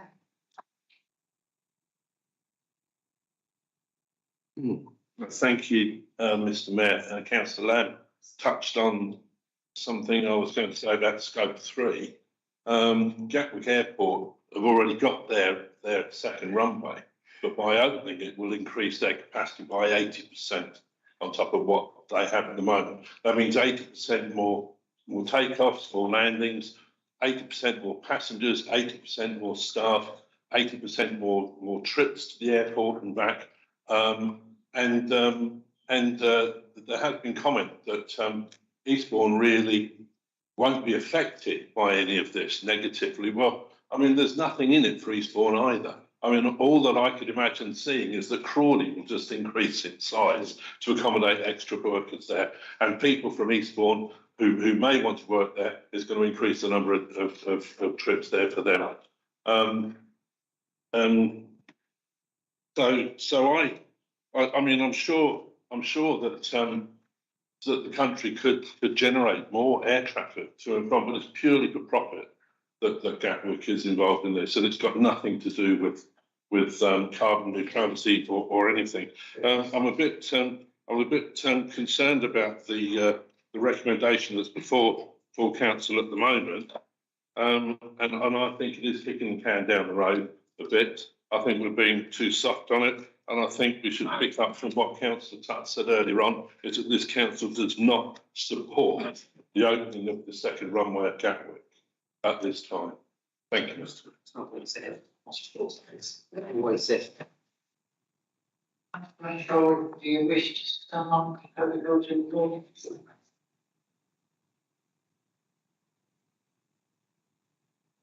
As Councillor Lamb pointed out, this was a very difficult discussion. There is no real right or wrong answer at this point. And to be honest, as Councillor Lamb mentioned, it's democracy at work. And although I chaired the scrutiny committee, it was not something that I was totally agreed with the amendment. But I did vote with you because at least it moved it on a little bit, because we were just getting stuck in discussions. So really, I'm not sure about your 80%. I don't think those figures are actually correct. But in any case, as Councillor Lamb said, and Councillor Vicar said, it's not for us to kind of give them a seal of approval or not. The planning commission apparently is due to be made the second quarter of the next year, and it may well be that they will provide us with more information. And I think Councillor Flack said that we would look at it in due course when that's available. So, thank you. Thank you. I will now put the recommendations to the proposal partly shown. All those in favour of the of the recommendations. Work in favour of that? Yeah.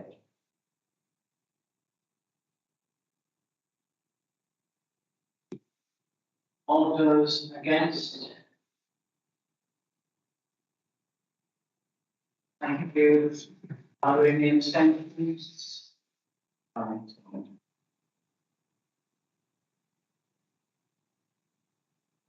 I confirm that the recommendations have been accepted by the majority vote. We will now move to the agenda. We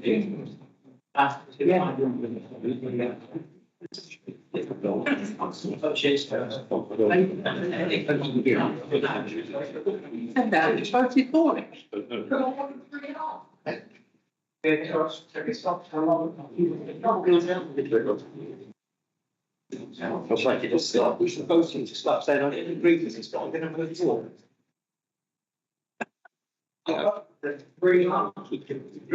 That's not. No, it's not. There's so many people who said, I don't agree with this motion. Oh, yeah, I'm going to vote for it. I don't get it. Probably said, I don't agree with this motion. I'll vote for, but voted for it. Jane voted. So second bit. Sorry, Mr. Mayor. Sorry. Did you read the motion? Yeah. Yes, I read it. Of course, I've read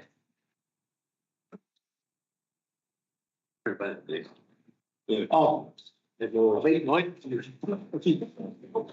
it's 700 calories. Yes. Oh,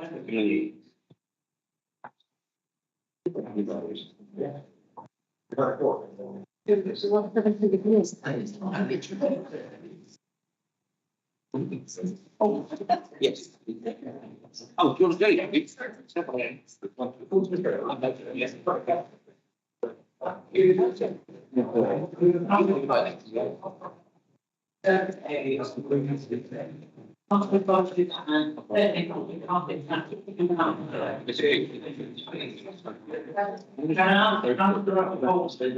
Move the recommendation, set out in pages 8. I can't speak to them at this stage. Yes, thank you, Mr. Mayor. I move the recommendation was set out. Is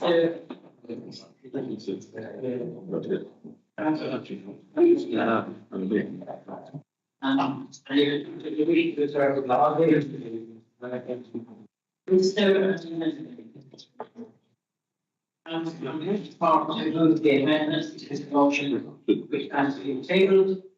You reserve the right to speak during the debate later. Yes, I said to Mr. Mayor, I move the amendment which is on the table. Which one is it? So second that. Yeah, I second it. Thank you.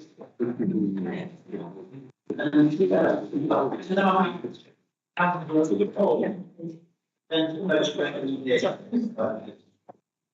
You have told me. Good evening, Mr. Mayor. Honoured once again to consider the invited and which can thank once again the regarding and the finance team for all their outstanding efforts once again in the most difficult circumstances. Mr. Mayor, I say that because sometimes this does feel like a repeat from previous years. And once again, the government offered yet again another short-term settlement, which does nothing to aid our own conservative people. So, Mr. Mayor, you might ask, and others may ask, what exactly is the state of local government finance? In their analysis, the autumn statement, Grant Thornton stated the local government sector states the funding gap of up to 9 billion by 2025. Even if 3/4 live council tax of 4.99% by that date, the gap will still be estimated at £2 billion. In closing, Grant Thornton, perhaps as an understatement, stated that the financial sustainability of any council will remain precarious. Mr. Mayor, despite this, I'm really proud to say that our budget has no cut for frontline services tonight. That is in no small part due to the outstanding work of our recovery and stabilisation programme, which was formed post-COVID, and has delivered over £6 million in savings and income generation. I wish to thank both officers and colleagues for everything they have done. Like every authority, and indeed like households and businesses, this council faces increased costs due to increased energy bills and rising inflation. To help tackle these cost pressures, we invest in innovation and in the efficiency of our services to deliver an inclusive digital transformation, where access to our online services are available 24/7, where routine processes are automated, and where our skilled and experienced officers can focus their attention on dealing with more complex issues which support those residents who require face-to-face or one-to-one help. Support and advice targeting those who need it the most. I pay tribute to Tim Wheeler and his team for their pioneering work on this. We joined many councils tonight by increasing the cost of council tax by 2.99%. And for that against an inflationary threshold of over 14%. For those in the family property, this will represent anything for 15 pence per week, but I know that this will be a challenge for many.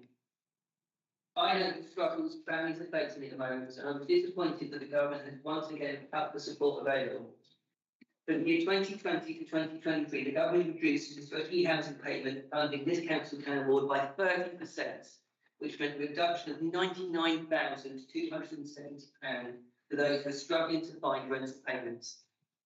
And of course, we have lost £10 million in revenue support grants previously awarded by central government. So I encourage anybody who might be listening, but indeed, I encourage everybody here, when you talk to your communities, to ask them to contact us now for help. But I also want to thank those voluntary groups who have worked tirelessly to tackle their crisis. Already, our cost of living crisis fund has provided timely funds to community groups to provide direct support to those helping struggling families. This has included funding for our local schools, our food banks and libraries, and groups tackling homelessness. I am able to confirm that we will continue to support those groups and provide £250,000 in grant funding for our local communities, including adding £100,000 to the cost of living crisis fund we set up last year. Despite the continued financial pressures and comments of the recent assurance review, tourism remains an important part of our local economy. I'm therefore delighted that the initial phase of bandstand renovation works is almost complete and will be open for a full summer season. Capital funding has also been allocated for more works, as well as the removal of the colonnades at the Lookout Portrait. Our heritage is important to us. We will continue to campaign and seek other sources of funding to enable full restoration. We will continue and always be the voice of Eastbourne and make sure our passion for preserving, maintaining and revitalising our heritage asset is heard loud and clearly by central government. And we will work with our communities to ensure our buildings work for them. I am delighted to hear of the progress of Malcolm Pool CIC with ambitious plans for the future, and is one of only 5 in the country to be included in a carbon emission reduction case study. We've also invested £73,000 in energy surveys to allow for comprehensive surveys across the council's whole estate and identify carbon saving or reduction measures. We know Eastbourne has so much to offer, and that is why we continue to invest in our borough, growing our social and affordable housing offer, improving our leisure spaces and green spaces, and creating and maintaining play facilities. We have worked very hard to develop a capital programme which is affordable, carefully planned, and has the interests of local communities at its heart. Mr. Mayor, as a borough council, Eastbourne continues to punch above its weight and do what it can to address the growing housing crisis, the growing homelessness crisis, and the out-of-control cost of living crisis. I am not going to take this council's time and state the obvious for so many is already saying, that these crises could have been averted and prevented through better government decision, better government policies, and greater ministerial competency. Instead, I am reaching out to all of my colleagues and inviting them to work together once again to solve these issues for the good of our communities, our residents, and the next generation. Mr. Mayor, in brief, this is a measured budget with no cuts to frontline services and with the best value for our residents in mind. A budget that invests in providing much needed affordable housing, continues to support our tourism and business community, helps our most vulnerable during this cost of living crisis, and most importantly, and as always, placing our residents' needs at the heart of this council. Mr. Mayor, I present this budget for approval.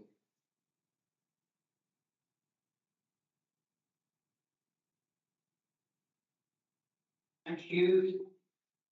As Councillor Shaw, it comes by Councillor Scott to respond to the opposition group.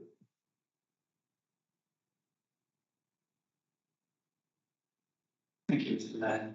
I think actually I'm proposing an amendment. The amendment reads to reduce borrowing through receipts from a more realistic approach to capital disposals as demanded by the external financial review. I have a sense of deja vu, as does Councillor Holt. We are a year on, but little has changed for the council itself. But first, let me thank officers for the good work they have done. In general terms, we've been relieved of the awful impact of COVID, but that has been replaced internationally by the brutal war in Ukraine. The UK has responded well, not only leading support for Ukraine militarily, but also providing hope for the state's Ukrainians, and some on Eastbourne. Greater numbers of asylum seekers have been held in Eastbourne, some 300 to 400. We've worked closely with officers and our MP to minimise the impact on Eastbourne and bring forward the day when these hotels will be available for our all-important tourism business. Although the direct impact on the council's finances have been modest from the new arrivals in Eastbourne, the financial consequences of the war in Ukraine have hit us nationally and internationally with much higher energy prices, related inflation, and higher interest costs. Now to the budget. Let me say a few words about the general fund before I address our amendments specifically. The proposal before us is for net general fund expenditure in 2023-24 of £18 million. If we go back before COVID, because COVID is a bit of a messy figure, the equivalent figure for 2019-20 was 13.1 million. So a 37% increase over 4 years. That may shine a light on the apparent savings claimed by Councillor Holt over the years.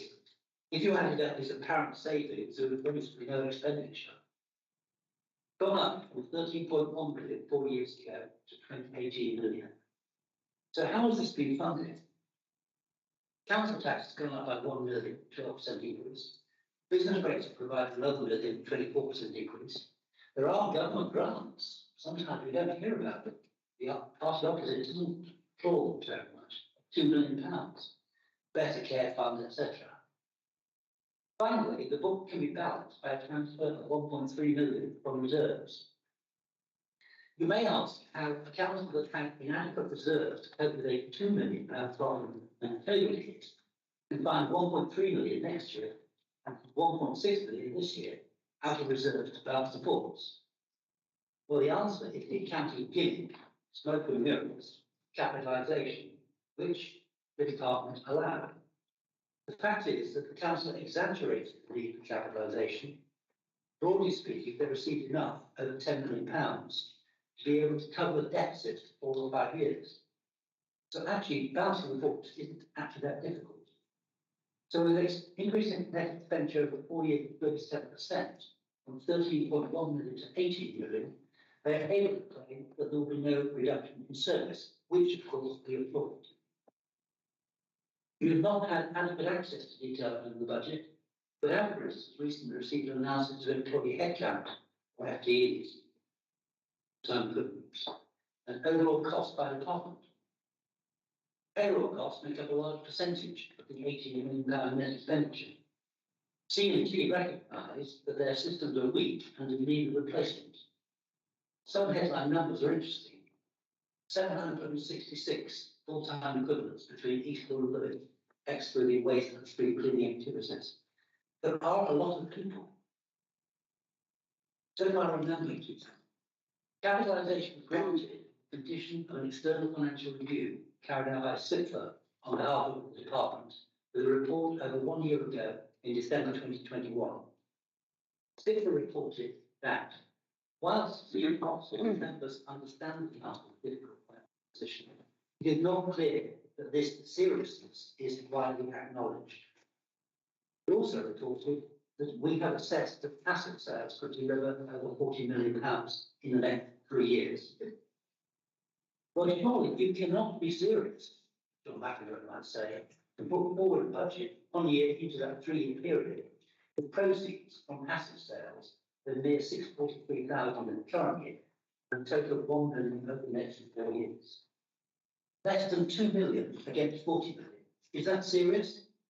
Leader of the Council accepted SIPFA's recommendations in full. Proceeds from asset sales allow the Council to reduce debt and or spend on capital assets. In passing, I draw attention to the negligible increase in funding bandstanding from our renovations. Following a petition from the Safe Bandstand Group and a debate, it is minuted that Councillor Tuck moved and Councillor Holt seconded a proposal that the petition be taken as a bid for capital programme 23-24. Well, clearly that doesn't go anywhere, since there is a mere 200,000 in the budget for the next 4 years. The council currently has external debt of around £160 million. Over £40 million of this debt is short-term. Currently, with no alternatives to continuing rolling it over, if available, into other short-term debt. There is no repayment plan for this debt, with at least 20 million of it arising from the David Devonshire Quarter overrun. Interest rates on short-term debt are subject to the market. There was an opportunity to fix this long-term debt in 2021, which was not taken, but that's an outside. Estimated interest rates for 23-24 haven't been provided to me, but they are inevitably high. No cash flow is provided, which is extraordinary. We have a 50-page trade examining paper for Cabinet, which doesn't give current interest rates. Total annual interest payments currently nudging £3 million a year, but it's 30% of council tax left effectively for other generations to repay. A realistic programme of sale of assets can reduce the debt and provide scope for asset improvements. I urge members to support this amendment. Thank you. Councillor Sheffield. Councillor Sheffield. Thank you, Mr. Mayor. Can I start by thanking Steve Holt for presentation of the budget and for all the staff involved at various levels in helping to put that together, because it's always a difficult process, and for the fact that we have a balanced budget, despite anything you may hear from others. And it's worth recording that out of the council tax, Eastbourne Borough Council only gets around about 11% of that money to spend on services and provision within Eastbourne. Obviously, the greater lump goes to East Sussex County Council, with obviously the other preceptors as well. But I think it is worth bearing in mind, and when I first started as a councillor here, a third of the money that we spent on local services came in something that they then called revenue support grant, and that was obviously put alongside the monies raised locally. So it is quite an achievement, especially at this moment in time, when alongside all councils, and in fact alongside all businesses, all the pressures that we're facing from inflation and from the aftermath of COVID, and dare I say, Brexit and the effect that that's having too. So given the backdrop to all this, I think it is remarkable that the Borough Council is managing to maintain those frontline services and all the things that we do. So I'd like to say a big thank you to all the staff who work for this council at every level for the work that they do put in on behalf of the people of Eastbourne. And in amongst all of that, my particular brief is around housing, as you know, or one of my briefs. I'll come on to the other one in a minute. And obviously we are facing at the moment another growing problem of homelessness and pressures around housing. And that obviously also has cost implications for the council. And that's why that area really needs to be prioritised by central government. And you've heard me say before, and I'll say it again, that we need more affordable housing and we need more financial support around the area of housing because it's very important. One of the themes I think that would come through the budget will be the partnerships we've got in Eastbourne. The work that we've done with the business community in particular and with voluntary groups, and in particular reflecting on the last year and the year going forward, the crisis around finance for so many families, the cost of living crisis. I'm proud of the fact that Eastbourne Borough Council, in the year that we're finishing, has been able to put together that cost of living fund and all the work that we've been able to do around that. But more than that, we are now increasing that fund going into next year.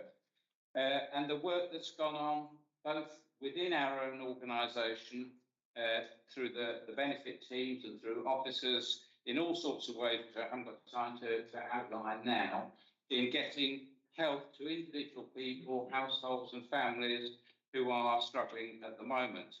The fact that we've been able to use money to purchase new software, which is helping us to drill down more to try and get to those people who are most at risk in terms of debt and poverty. But also there are lots of voluntary groups in the town that have benefited from the fund, and going forward we'll continue to work with those groups that are helping again with debt advice. I tribute to the food bank for all that they've done and to all the warm spaces we've been able to support as well. I want to just touch on one new area which I want us to focus on, which is about moving into an analysis of going to 100% council tax rebate scheme, because I think going into the new year, that's another area we need to, it's one of many areas where we need to put more focus on. And I hope that by doing that, we can help more people. We already, with the 80% relief at the moment, we already help something like 4,000 of the most disadvantaged working age residents in the town. And I'll finish by a plea to government that both our exceptional hardship payments and our discretionary housing payments, which Steve referred to a moment ago, we desperately need more funds from the government into those two pots. To cut £100,000 out of that money is absolutely terrible at such a difficult time. I've run out of time. Thank you, Mr. Mayor.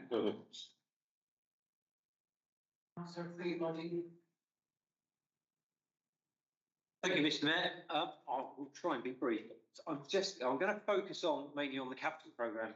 But there was one item of revenue, and I think it goes on to the back of what Councillor Shuttleworth was talking about just now around cutting some £100,000 worth out of the revenue, those hardship funds. There's one thing in the revenue budget that, as far as I'm concerned, shouldn't be in there anymore. It shouldn't have been in there quite a few years ago. Excuse me. I was understood 8 years ago, within a few years, the Town Art Gallery would be self-sufficient.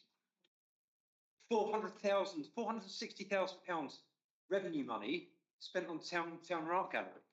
It was supposed to be self-sufficient by now.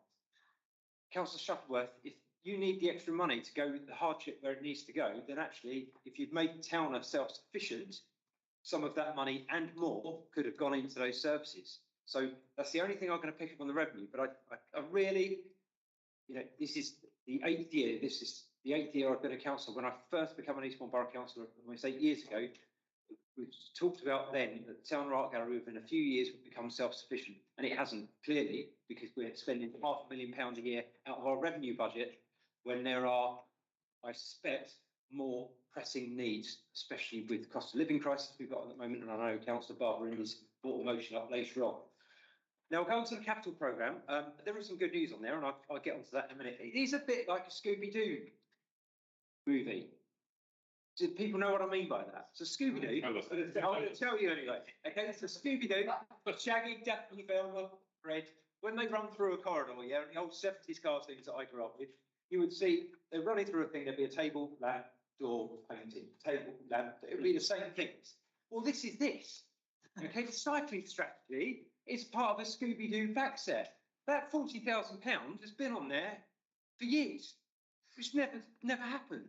Okay, just trying to see what else was on there. I think this might have been coming off of this year's, but the play area of Sovereign Harbour, that was on there 5 years ago. Shinewards toilets and kiosks, well, that was on there. There was a scoping thing about 5 years ago, and about 3 or 4 years ago, that came onto the capital programme at £50,000. Now it's £190,000. I know inflation's bad, but I didn't think it was quite that bad. However, taking inflation in point, the cycling strategy, I don't think £40,000 is going to be enough now, but it's probably going to sit there for another 8 years and not go anywhere. Seafront lighting, I know some work's been done on that, but that's been on there for about 5, 6 years at least. Sculpture, there's a sculpture on there. I don't know if any of you know what that sculpture is. If I'm correct, Councillor Mattock and I voted for this sculpture. It was 2p. So remember the Pier Cook fire, or the 2p slot machines? Well, those 2p's obviously fell through the wood into the sea, and those 2p's are to be made into a flame sculpture that was to go on the beach. Now, Councillor Mattock, Jill Mattock, and I voted on this 6 years ago. Still not there, but it's in the capital programme. Crematorium, chapel improvements, 120,000. They've been on there last year. Yeah, I know, but they were on it last year. They're on the year before that. They're on the year before that. They're on the year. And this isn't just COVID. I know there's some stuff due to COVID, but there's things on there. This is why I'm talking. It's a bit like a Scooby-Doo movie. There is some good things on there. I must admit, the changing places. I love changing places facilities. I think these should be mandatory. I think anyone building any public convenience or anything, changing places, just make them all accessible to everyone. Then we don't have to make any adaptations. We should adapt our environment to suit everyone. And the bandstand and prom improvements, hey, and we've like run past there. It's fantastic. I can see the blue boards up and it's working. That's great. So I did want to. There's some other things in there. I noticed the retail part that we paid quite a lot of money for. Another 1.8 million is in next year's budget. Please don't put any more drive-through things in the most congested areas down the road. Especially, carbon neutral 2030 drive-through Costa. Yeah. The leisure estate, £250,000. What's that? Tennis courts? Is that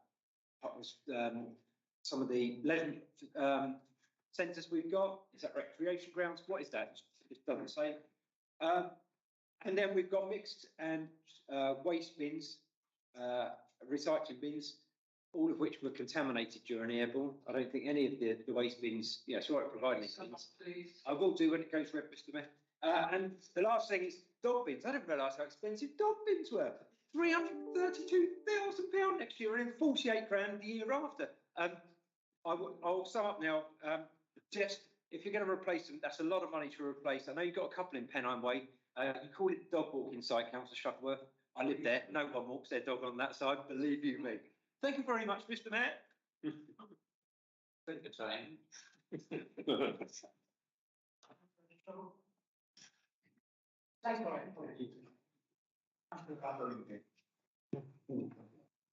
Thank you, Mr. Mayor.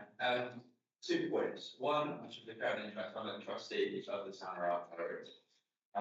And the town is playing a significant role in reimagining our town, reimagining the image of our town beyond Eastbourne.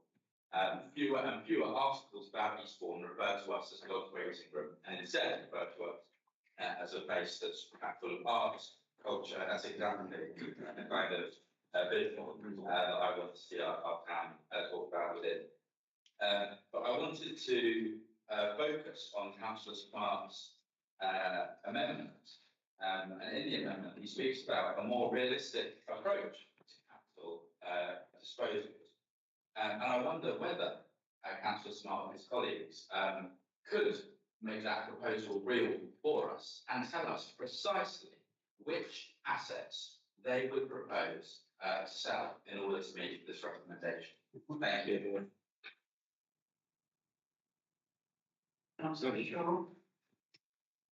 Thank you, Mr. Mayor,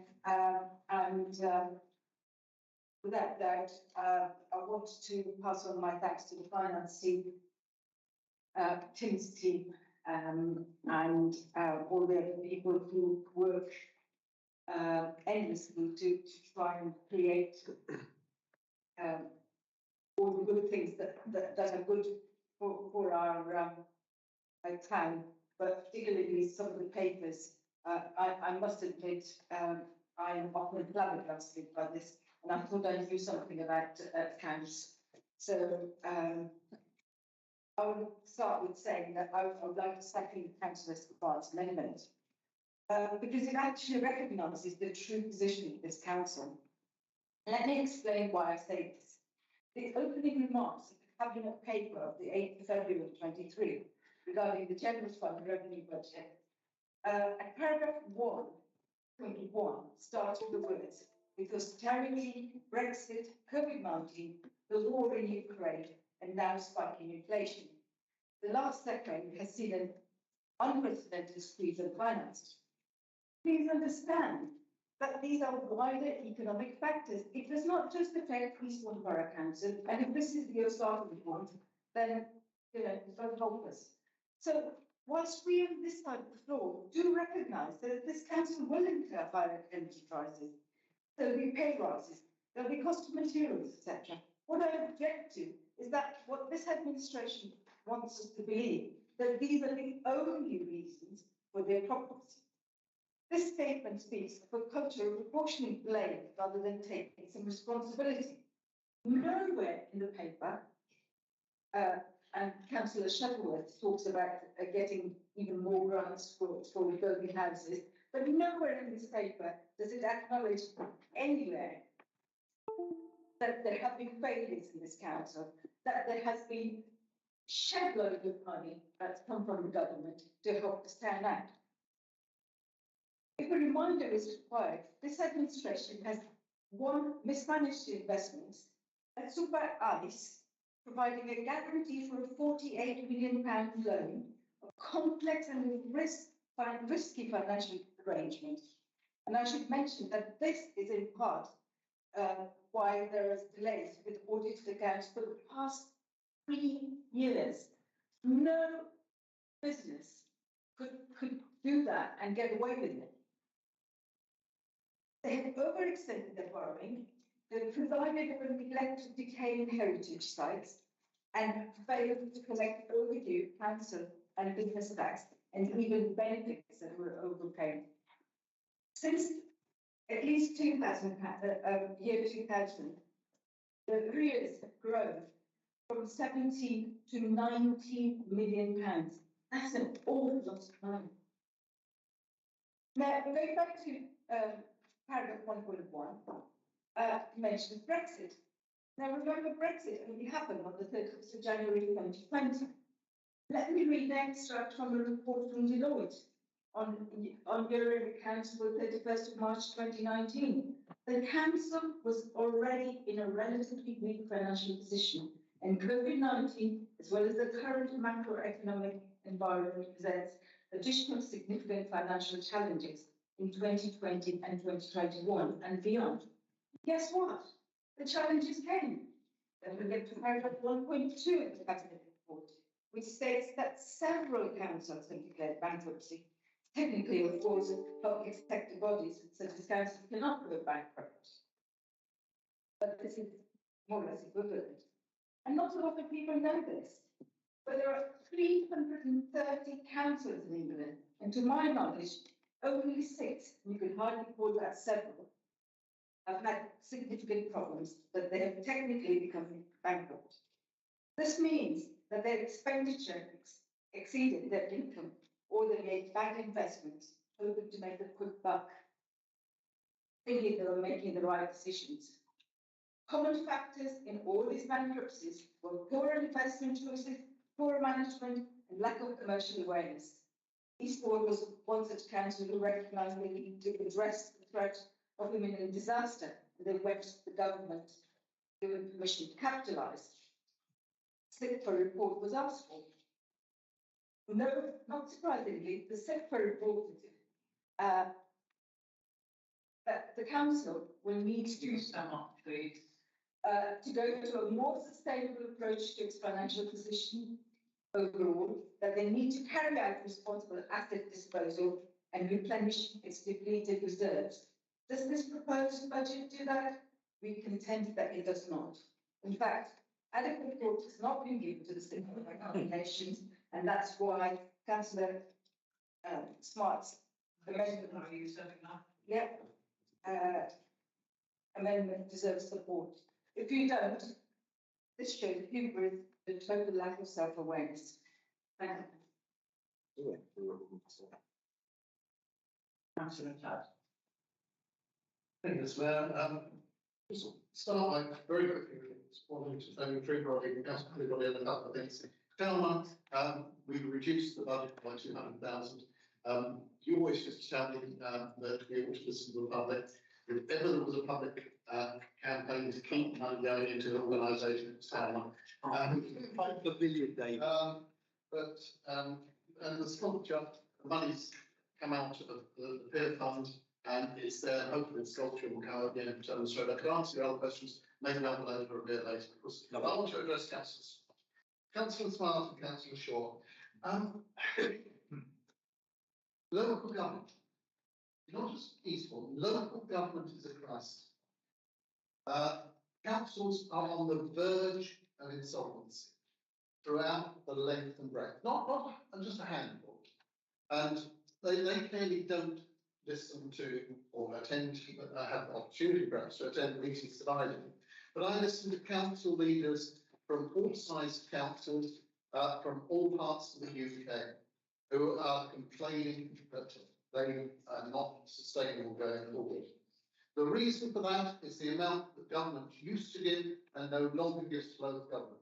The fight shouldn't be between political parties.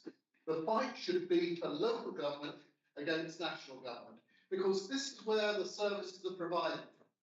If it wasn't for local government during COVID, the country wouldn't have got through that pandemic in the way that it did. It was local authority. So I pay tribute to the volunteers within our community and our officers for the work they did, and that was replicated in local authorities throughout the UK. But national government has constantly taken money away. You want some evidence of that? It isn't partly political. You've got Labour authorities like Croydon, Nottingham, Slough. You've got Liberal Democratic authorities like Woking.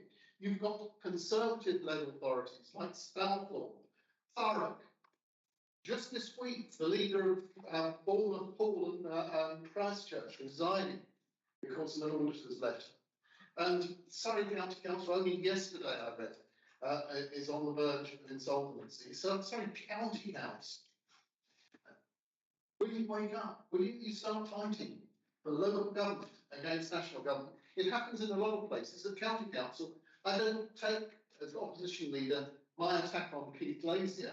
I join him in lobbying for more resources for local government from the national government. National government, during COVID, what was its solution?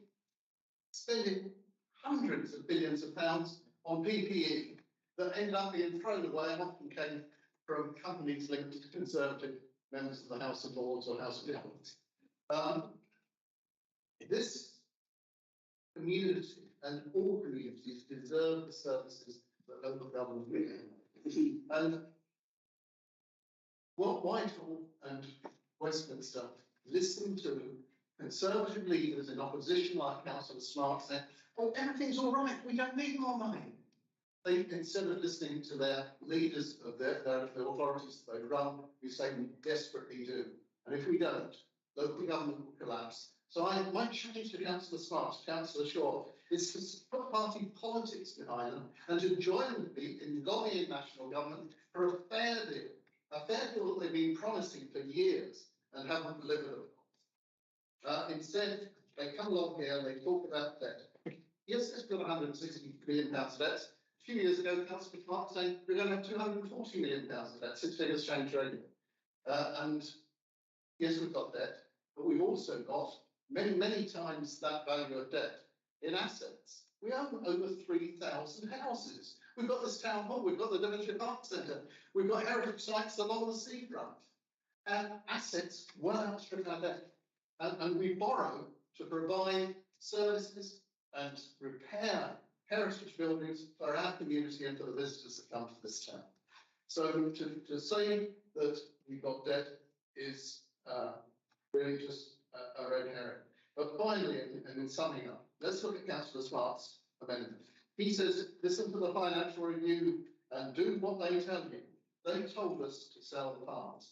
That's what he and Councillor Shaw are asking us to do tonight. We've given a pledge, we will not sell Eastbourne farms, and he is asking us to do exactly that.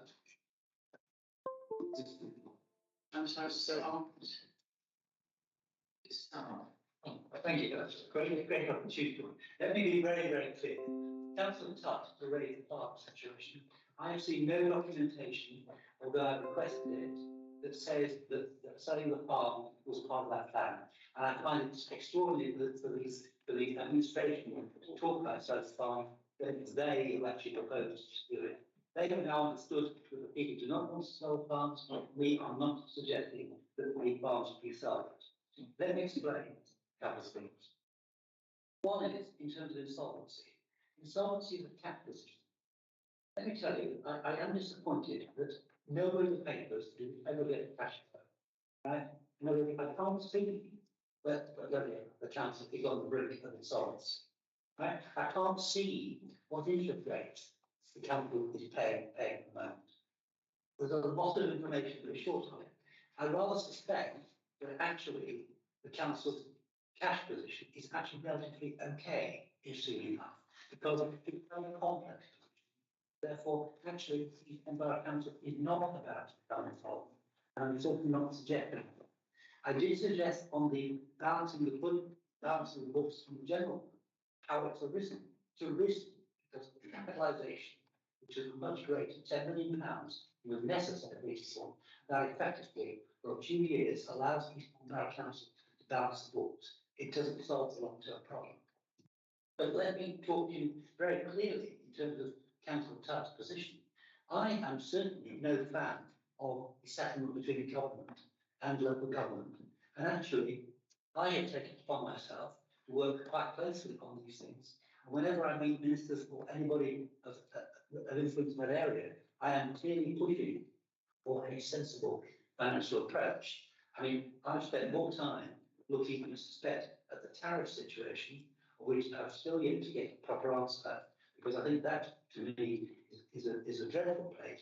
Most people won't recognise that an awful lot of the business rate position taken backwards.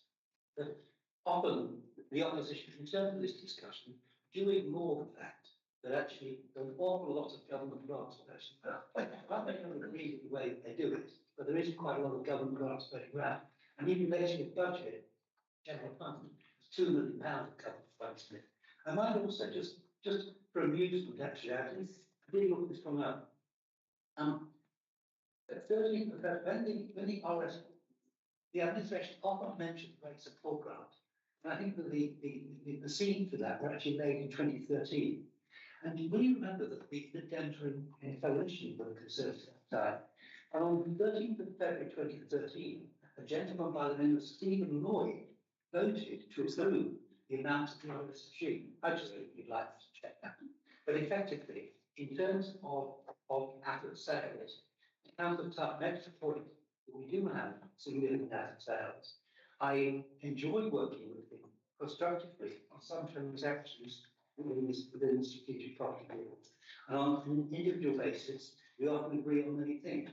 But I've been quite consistent in my point that frankly we're not doing enough in that area. And I still maintain, in terms of the motion, that actually going back to government, giving capitalisation on the basis that they think that £40 million of asset sales can be achieved in 3 years, which is almost halfway through. I think that the £2 million, frankly, is an insult.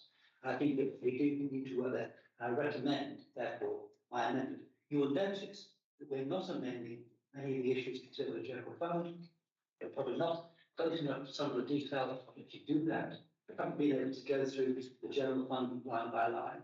We don't have a cash flow.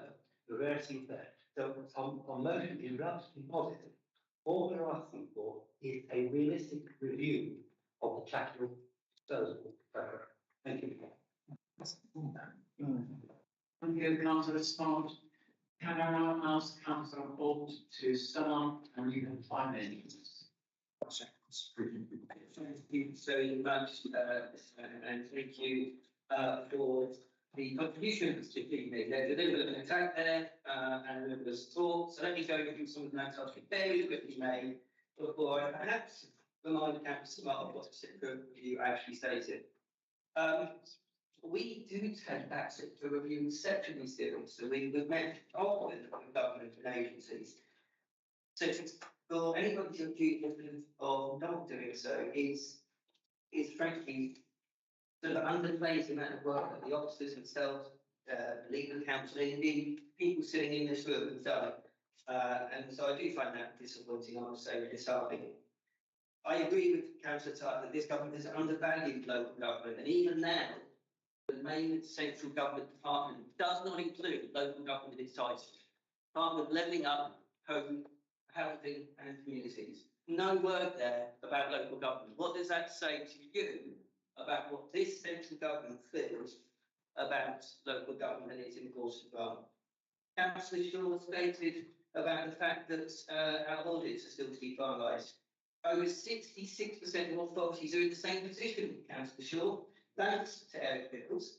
This is a national issue caused by the demolition of the Audit Commission. It is not due to our error and has been, our review has been completed for the last 3 months and is continuous debate as a result of the external auditors' processes, not ours. Budget, I believe, gives an opportunity for the opposition and other members to provide us with an outlook of what could happen next, what their positive future is, what they would change, what they would do differently. We're a couple of weeks away from a local election campaign, and tonight we've had no new ideas, as always, no new support for the community, as always, no ideas of what they would change, as always. They made criticisms about some of the decisions we've made in terms of our capital assets, and do not tell us what they would do differently.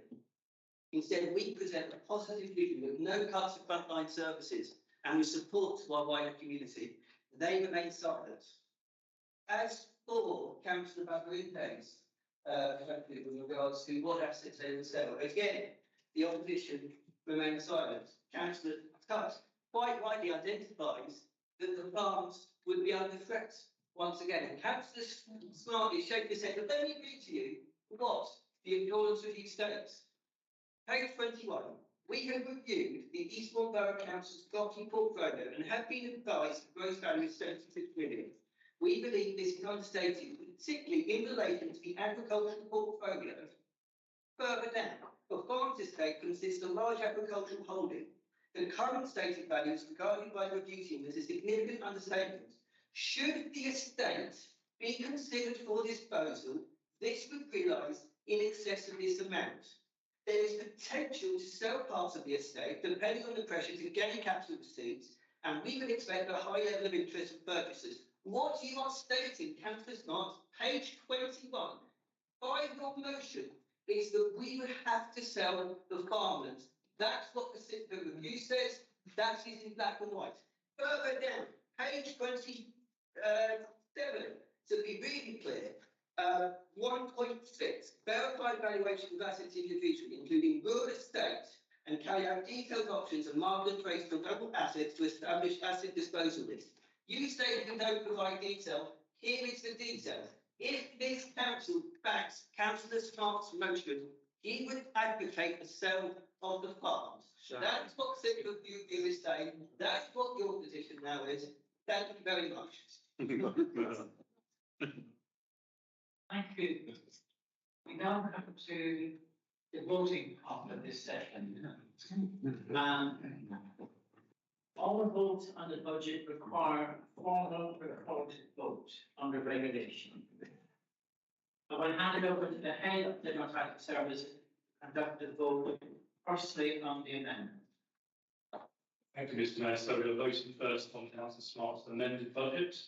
So I'll read out your names. If you please say whether you're for, against, or abstaining on Councillor Smart's amended budget. Okay, so Councillor Babarinde, Councillor Bannister, Councillor Bellsy, For. Councillor De Cara, For. Councillor Ditlock, Against. Councillor Dow, Against. Councillor Peabody, Against. Councillor Holt, Against. Councillor Lamb, For. Councillor Maxted, Against. Councillor Morris, Councillor Murdoch, For. Councillor Murray, Against. Councillor Parker, Against. Councillor Rowlingham, Against. Councillor Shaw, For. Councillor Shuttleworth, Against. Councillor Smart, For. Councillor Swansborough, Against. Councillor Taylor, For. Councillor Tubbs, Against. and Councillor Wallace. Against.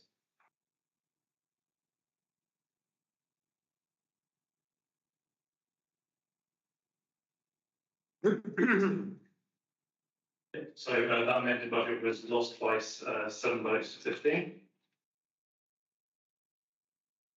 So now we are voting on the proposed budget as set out in the report. So again, I'm going to go again, councillors before again abstaining from the budget. Councillor Babarinde. For. Councillor Bannister. For. Councillor Bellsy. Against. Councillor De Cara. Against. Councillor Ditlock. For. Councillor Dow. For. Councillor Peabody. Abstain. Councillor Holt. For. Councillor Lamb. Against. Councillor Maxted. For. Councillor Morris. Councillor Murdoch. Councillor Murray. For. Councillor Parker. For. Councillor Rowlingham. For. Councillor Shaw. Against. Councillor Shuttleworth. For. Councillor Smart. Against. Councillor Swansborough. For. Councillor Taylor. Yeah. Councillor Tubbs. For. And Councillor Wallace. Or,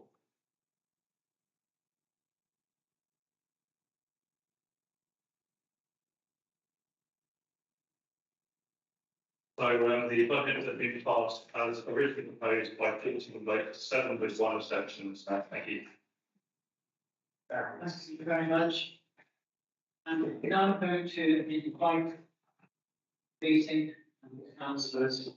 We have 5 minutes.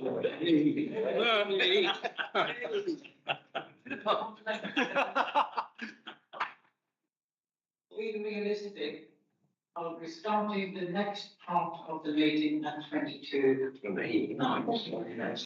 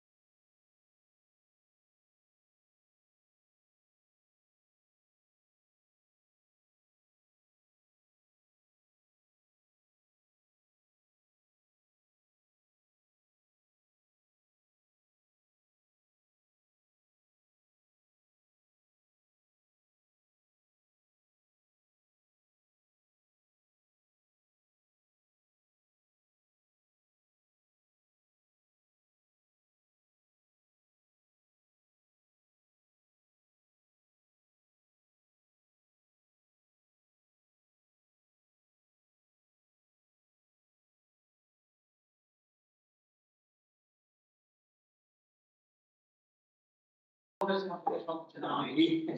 Can I ask for brevity when possible? Yeah. And can I say that for the rest of the meeting, I intend to abide by the rules, which means you have 5 minutes to speak and not 5 minutes and 34 seconds. So at 4.5 minutes or before, I will be asking you to sum up, and I expect people to have to be completed by 5 minutes. Thank you. Yeah. We're now on item 7B, local council tax reduction scheme, pages 47 and 48. And can I ask Councillor Holt to move the recommendation of the report? Page 47, not speak at this stage. The secretary is trying to The recommendations. Very much okay. And we wish to reserve the right to speak. Yes, please. Are there any amendments? The second, we can. In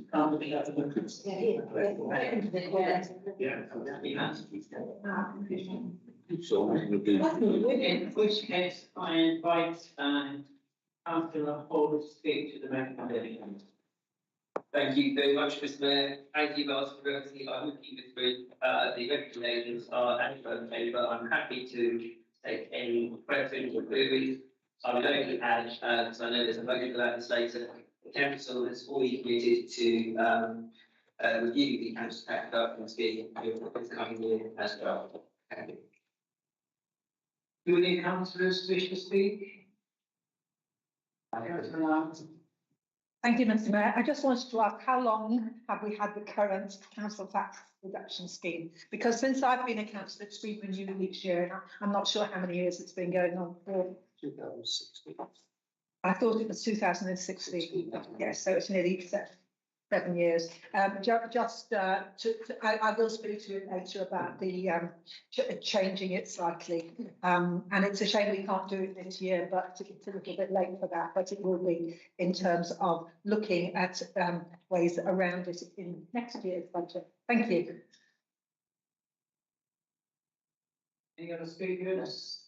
Just to respond to the two speakers quickly, as it's come under my cabinet brief, it certainly is our intentions to advertise for extending the scheme for 100% council tax reduction.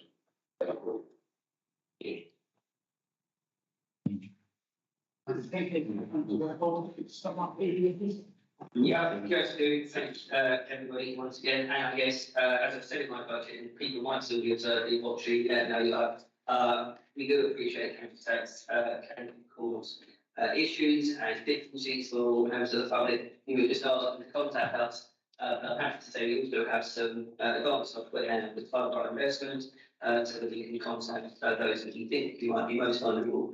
Hopefully to help, because obviously prevention is better than cure, but if anybody is concerned, I would encourage them to reach out to us, and we will do everything we can to support them in the future. Thank you. I will not have the recommendations on the show of hands. All those in favour, please show. I think that's unanimous. Thank you. We now move to item 7C, approval of licensing fees 2023-24. And can I ask Councillor Maxted as chair of the licensing committee to move the recommendation as set out on page 49, not three and not second stage. Yes, happy to move that, Mr. Mayor. Thank you. I understand Councillor Sash secondly. Don't want to speak. And then what Councillor Maxted speech for recommendations as set out in I can speak extremely briefly. The council is asked to consider the minute and resolution of the licensing committee, which was held on 16th January 2023, as set out on page 49 of this agenda, and the licensing committee recommends to the council that they approve the licensing fees proposed within Appendix 1 to apply from the 1st of April 2023. Thank you. Thank you. Do any councillors wish to speak?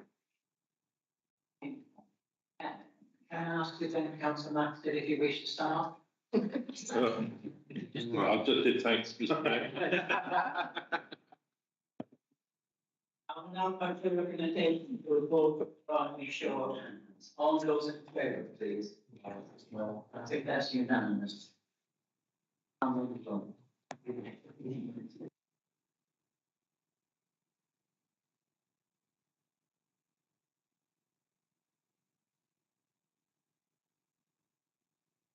The appointment of our monitoring officer, and then you see the head of demographic variables who have been entered in this.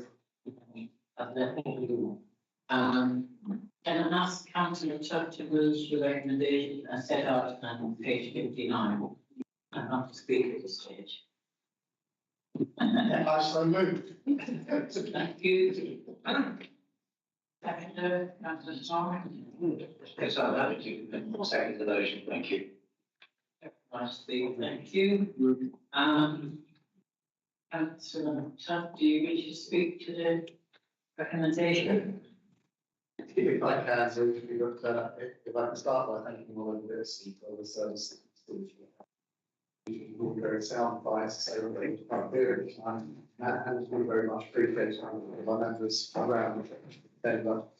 The proposals before us regarding Simon Russell, we all got to know Simon very well. We've been very impressed by the skills that he's brought forward, the different way that he deals with us on both sides of the chamber, and I have no hesitation in giving the recommendation. Councillor Storm. Mr. Mayor, only to echo what Councillor Sutton said. One is our best thoughts go to politics and thanking great service he has provided, and I certainly am very happy to commend Simon Russell as our monitoring officer. Thank you. Do any other councillors wish to speak? Councillor Tuck wishes to start. Thank you. Thank you. I'll now put the recommendations to a vote by show of hands. All those in favour, please show. Unanimous to me. And can we invite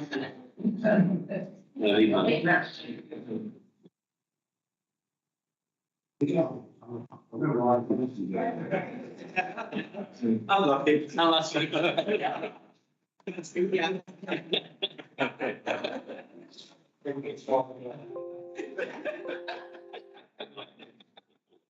we move on to item 9, members allowance scheme, report of the independent remuneration panel, the rebuild. Can I ask Councillor Tuck to move recommendations in relation to this report? Thank you, Mr. Mayor. As you see, the policy recommendation gives us 3 options. And the option I'm going to ask members to agree to today is option C, which is to reject the panel's recommendation in full. And the compelling reasons for doing so, in my mind, are the fact that the report is now very much dated. It's 3 years old. There's been a considerable rate of inflation, much higher than we might have expected since that point in time. I have great respect for the remuneration panel. We advanced one member of it. That sure I served with on East Sussex County Council, and we always had very good discussions around budgets and other things, but we was earlier holder there. For finance, and I was opposite numbering. But the figures, I don't believe, truly reflect the Commission today. So in rejecting the recommendations, I would couple with that a request that this is looked at in the early stages of the review council, and probably really being the independent remuneration panel, it will reassess things at that point in time. We know, and I probably owe an apology to all members around here because I'm probably the most guilty party on the fact that we get very, very low allowances. Back in 2007, we addressed the level of allowances and we reduced them. And we have put them up since. We are one of the lowest paid authorities in the country. We all know that's not why we do it. We don't do this for the money.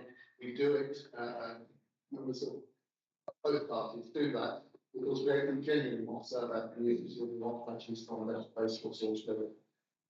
But if we're going to encourage new blood into the council, the people who perhaps have worked at full-time employment and need to take a child, we need to look at how that can be best facilitated. And so I preface that with the new municipal year, with new administration, I think it's the way forward in our answer as a council to adopt that as the way forward today.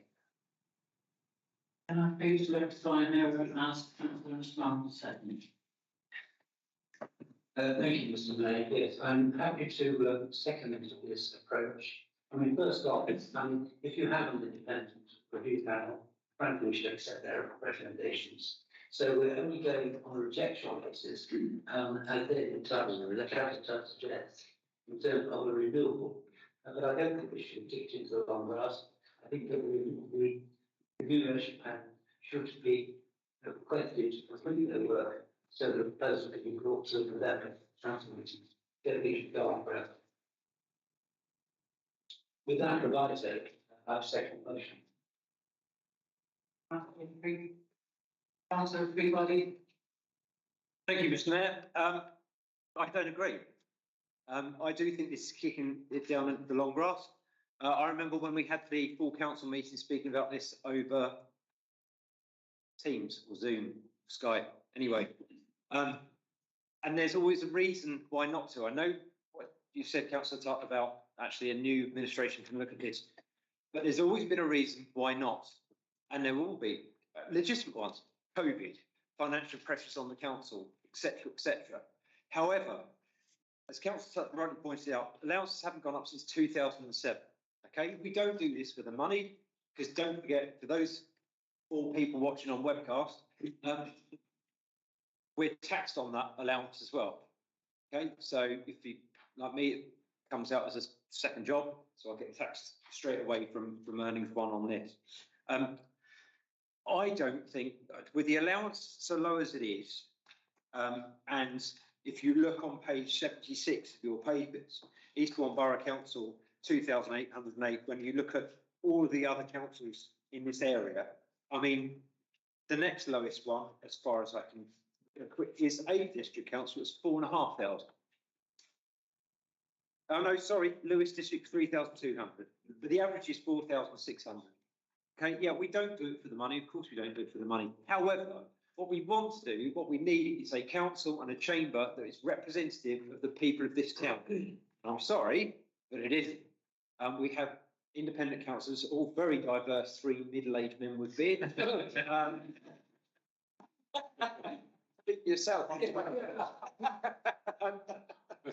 And I'm making light of that. But I'd like to see some more younger people in this council chamber, people that are working, people that are struggling to make ends meet. They're the ones that can tell us in this chamber of what this council needs to do.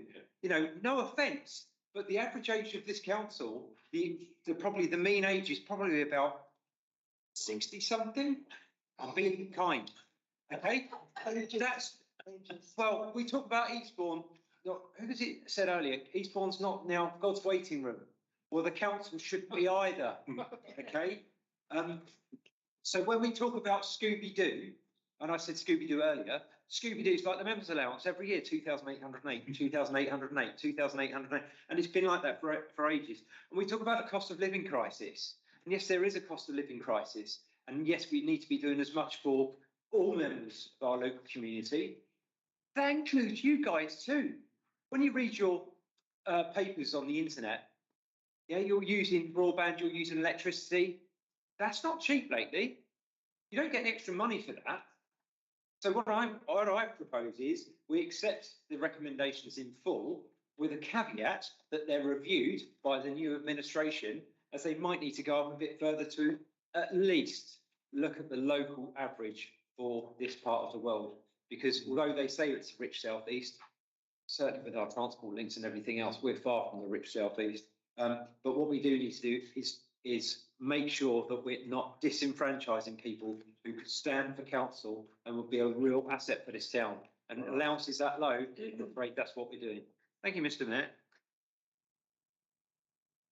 I understand that you have moved an amendment. Do you have a second? No, I just said it off my head. Anyone wants to second that, you can. Yeah.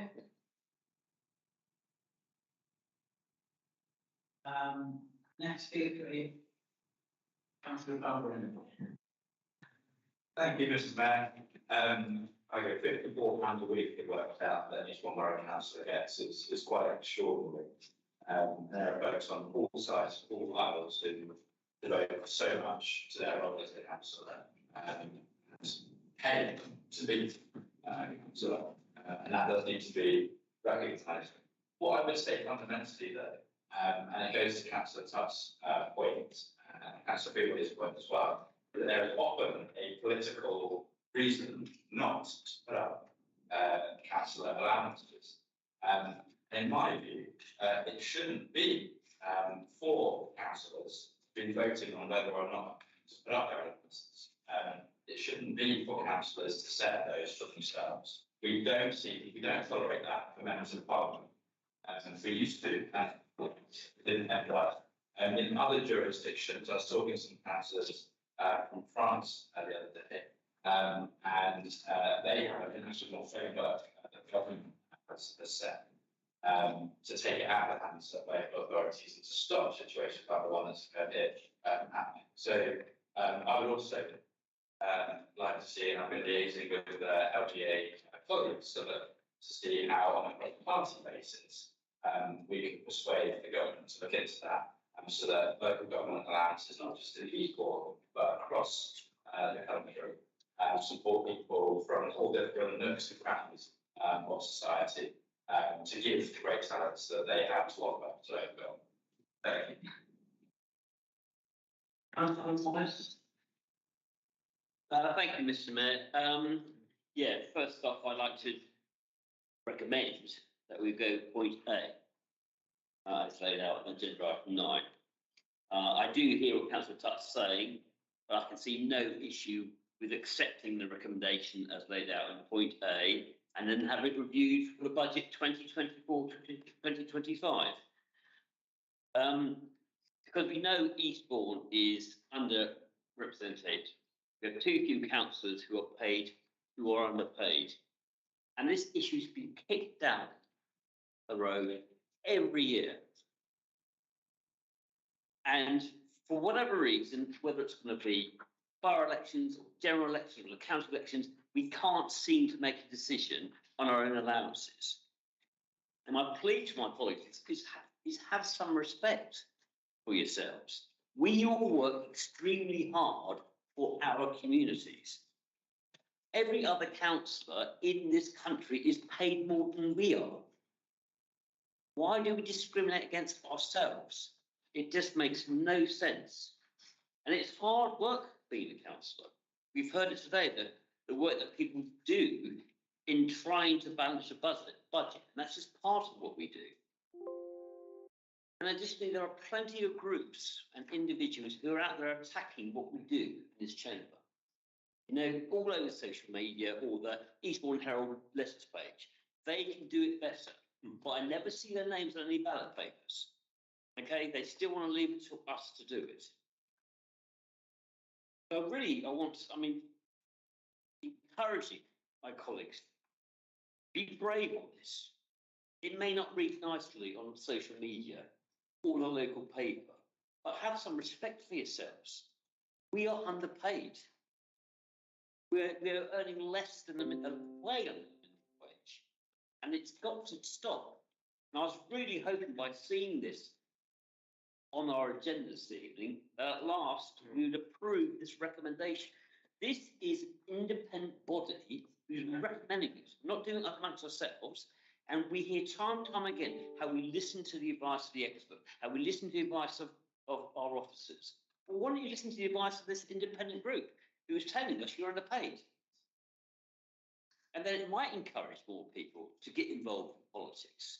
It might encourage more people to put their names on the ballot paper, to get themselves elected, to come to this chamber and represent our town better. Or it might, or if you don't do anything, it probably won't. And to park it again for another 12 months just seems ridiculous.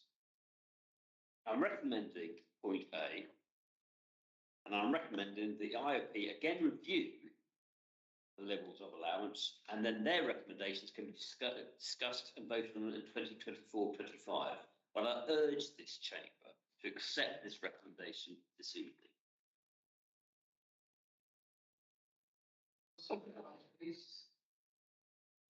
Thank you, Mr. Mayor. Yeah, it won't come as any surprise that I also, particularly to my ex-Lib Dem colleagues, that I also recommend point A. I have to say it's really disappointing, David, Councillor Tutt, to hear you say that. And I hear your words, we don't do it for the money. And that is probably true of the vast majority of the people in this hall now. But it's not true of the people that might have an opportunity of becoming councillors who would represent parts of our community that at the moment are unrepresented, in my opinion. People who are on low incomes or potentially, due to the cost of living crisis, simply can't afford to give up a day a week of a job that supports their wife, husband, family, whatever the circumstance they might be in, on the miserly remuneration that we get. The sadness for me is that in 2007, I think it was, I wasn't elected then, but I believe in 2007 it was used as a political weapon to win votes, to get the Liberal Democrats elected. And when you use something as a political tool, you have an obligation to use it wisely. And I think now is the time to say, do you know what, perhaps we shouldn't have used that as a political tool. Perhaps that should be something that provides some unity across the council. It's an independent remuneration review panel. The councillors here are not being greedy, but we have to think about continuity. We have to think about succession planning. I mean, who is going to be a councillor on 10, 15 to 20 hours a week on 2,500, 3,000 a year, of which you're then going to get taxed on? When I was a portfolio holder, I think I got 5,000 a year, and after tax, I received something like £2,500, £3,000 a year. So it didn't even pay for a family holiday. And you're being taken away from your family for things that you should be doing to support your community. And I did this with the best of intentions. I wanted to support my community, and the money was secondary. But what I realised, having done this for 8 years, is that we haven't got a cross-section, diverse council. We haven't got people here representing all swathes of our community. And even if you accept the recommendation, we are still £1,000 less than the average in our area. So what I'd like to know is, if you're going to vote against it, what are you going to do for the future? People are stepping down in this chamber, and there's going to be a new group of councillors coming through. How are you going to make sure that these people are open and can afford, whilst we can afford to do it not for the money, how are you going to get the people to afford to do it because they can't? And I want to use Councillor Babarindi as an example. I'm aware that, you know, when he ran his social enterprise in London, I'm sorry to use you, Councillor Babarindi, but for me, you are the perfect example. At 21, 22, 23, you're going off doing this social enterprise, getting an OBE for it, for your services, wonderful achievements. And you couldn't become an Eastbourne Borough councillor because the remuneration wouldn't have paid your train fare to come back to the council meetings you would have been required to attend. I mean, for me, that's a source of sadness. I think you're an excellent councillor, as it happens, and you're parliamentary candidate now, and you're an OBE. I mean, talk about being somebody that is inspirational and can promote community-minded approach to life to young people today. And we missed 8 years of that. And now you've been a councillor for a couple of years, and you're hopefully going to become our MP, who knows? But hopefully you will. But there are people out there who are 18, 19, 20, 21 that are not even in this place. And some of them I've been put off by the stuff that we talked about tonight, if we're voting against stuff that we should be voting for. Some of them are saying, I simply can't afford to do that. I have a friend of mine who's on about 50 grand a year, who will be a fantastic councillor, but he's the main breadwinner for his family. And his answer to me, if I'm going to give up a day a week, I need to have a £10,000 a year remuneration to do that. He will be an outstanding councillor. He can't afford to do it. So for me, even at 3,700, I think it's a shame. More than a shame. I think we should have some self-worth. I think we should have some confidence. I think never before could you have a better opportunity than showing unity just before an election where everyone votes for the same thing. So no one party is standing out. Put right the things you did wrong in 2007. Someone, please. Yes, I can. My advice is put this right, get the remuneration sorted as this, get it reviewed, and make sure that you have a financial package that allows you to offer to people in our community so they can afford to stand for election and represent Eastbourne Borough Council. Thank you.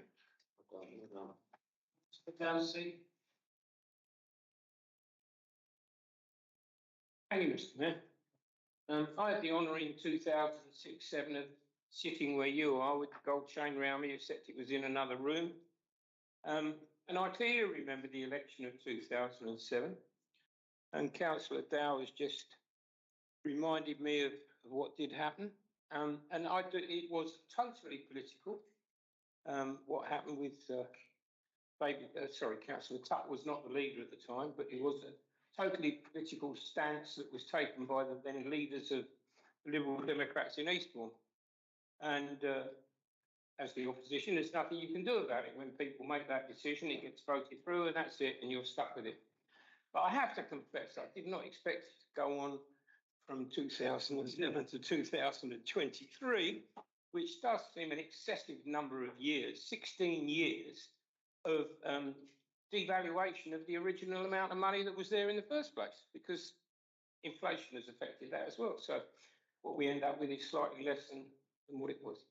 But I just, I hadn't thought of, I'm amazed at, well, I'm pleased that our three independent guys have come up with this, because I actually feel it is probably time. And what Councillor Dow has just said about make it unanimous across the board, because that way nobody can point a finger at anybody else and say, you did this, you did that. You know, I'm a county councillor, Councillor Tutt's a county, and others in this room are county councillors. We get a pretty good allowance at County Hall for what we do, but we get a pitiful allowance for what we do locally in Eastbourne. And I just feel that it does need to be changed. And I think listening to my colleagues on my right, you know, it's about the right time to do it. So I'd go along with what you're suggesting. Thank you.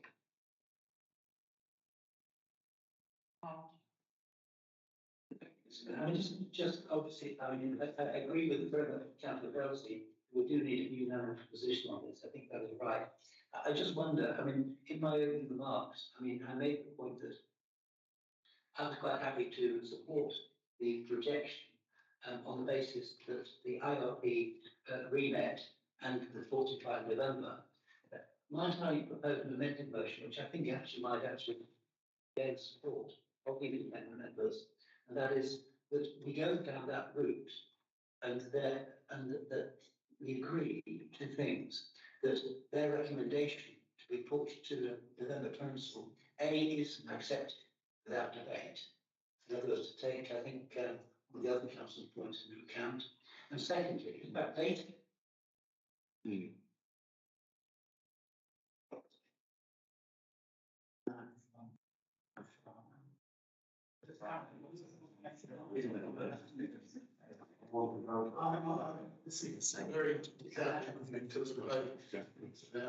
I understand the comments that are made.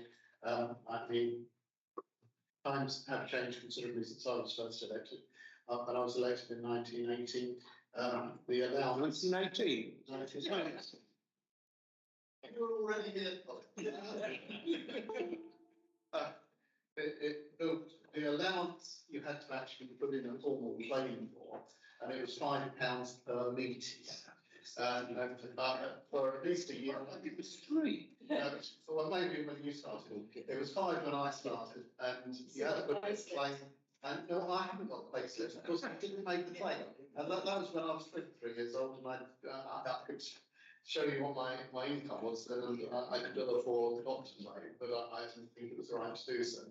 I do understand everything that's been said by the independent members, and I've got considerable sympathy for it. With regard to Councillor Smart's suggestion now, I don't think you can do that because you can't tie the hands of a future administration.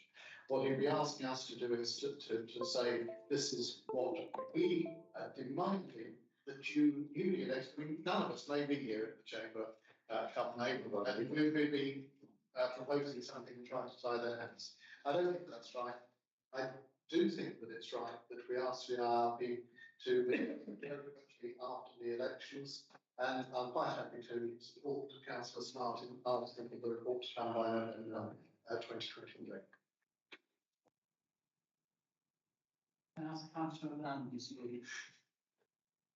Thank you, Mr. Mayor. I just wanted to make the point that I agree with my colleague, Councillor Barbara Indy, on this, because I think we have, it's very difficult for us to make this decision, and we shouldn't be having to make this decision because we definitely have a conflict of interest. But it is as it is, and I would support recommendation A, not for myself, because I would do it if I didn't get any money, because I've done volunteering all my life and it's not important, but it is important for other people. So on behalf of my colleagues and on behalf of future councillors, I would recommend that we also support A, so that there doesn't have to be any further decision made by a new administration coming in. Thank you.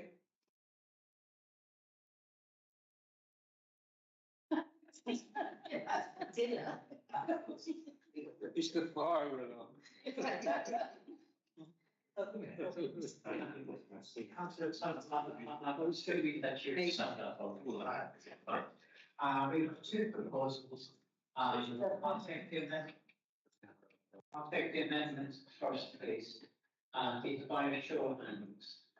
That's our amendment, yeah. So just to clarify, we voted on the amendment with everybody about Making A, option A with a review the remuneration panel. in the new administration later this year.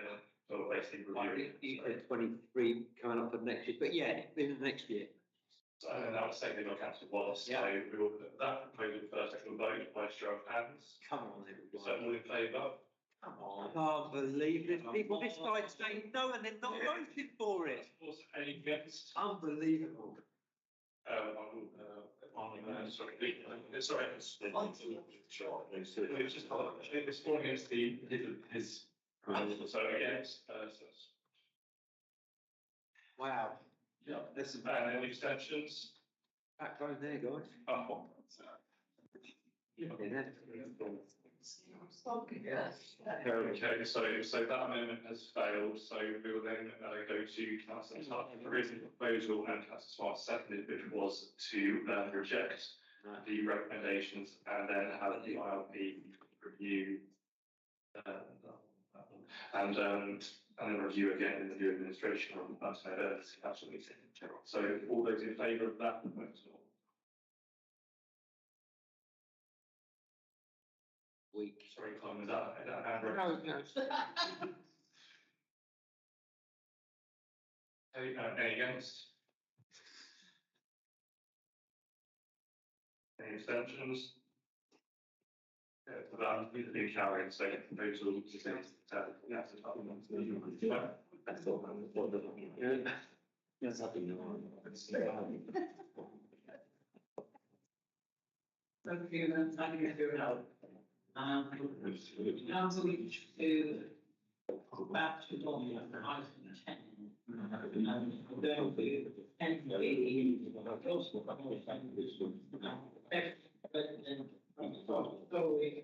bills.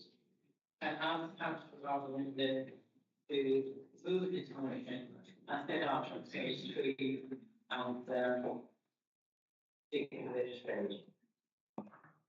Yeah, I'll move my motion, Mr. Mayor.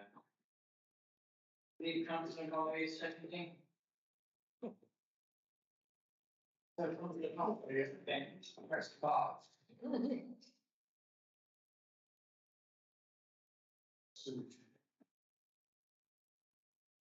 Councillor Barbara, now I'm going to your motion.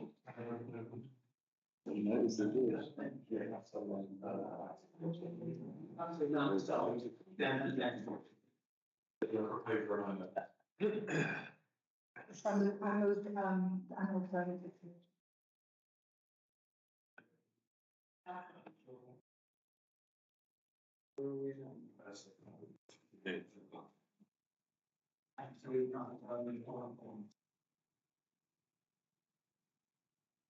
Thank you, Mr. Mayor. So my motion is about the energy price guarantee. And in April, local both in Eastbourne and beyond will face an energy price of 40%. Why? Because the government is refusing to freeze the energy price guarantee in favour of rising fuel costs. Same time, last week, it was reported around the same time that Shell made £32.2 billion in profits, the largest in its 115-year history. And Centrica, which owns British Gas, made £3.3 billion in profits last year, which is treble the year before. Why? Because the government allows them to get rich off the back of struggling people. The extent of raising into their homes, in British Gas's case, to change their repayment meters so they can get more cash from them. We can't go on like this. The energy price guarantee must be frozen immediately. To give a bit more detail, the energy price guarantee subsidises a typical household's gas and electricity at the moment down to £2,500 a year. And the Chancellor has proposed this go up to £3,000 a year for April 2023. This proposed increase would come at the same time as the end of the government's energy bill support scheme, which provides £400 support to folks with their energy bills. Now, bills are already twice the expenses as they were last winter. National Energy Action predicts that nearly 2 million more households will fall into fuel poverty as a result of this change. And we need to do something about it. And so some will ask, well, how do we go about paying for the freeze and the energy price guarantee? Well, we can do that. The government can do that by slapping a proper windfall tax on the profits of the oil and gas companies and using that to keep people's bills down. Money saving expert by Martin Lewis has called for the energy price guarantee to be frozen. And that call has been backed by national charities, including HUK, Bernardo's, Citizens Advice Bureau, Refuge, and Energy UK, which represents many energy providers. Eastbourne Borough Council must stand shoulder to shoulder with all those organisations, and it must, most important, stand shoulder to shoulder with those struggling with their bills across our town. That's why I ask you to back my motion tonight in full. So the amendment that has been made, proposed by Councillor Lamb, in fact, with an alternative motion. I think that a number of the proposals that are in here are very credible, and I think that it's not our own council to look at for certain. And so I'd be very happy to accommodate the additional elements that this is proposing to my motion.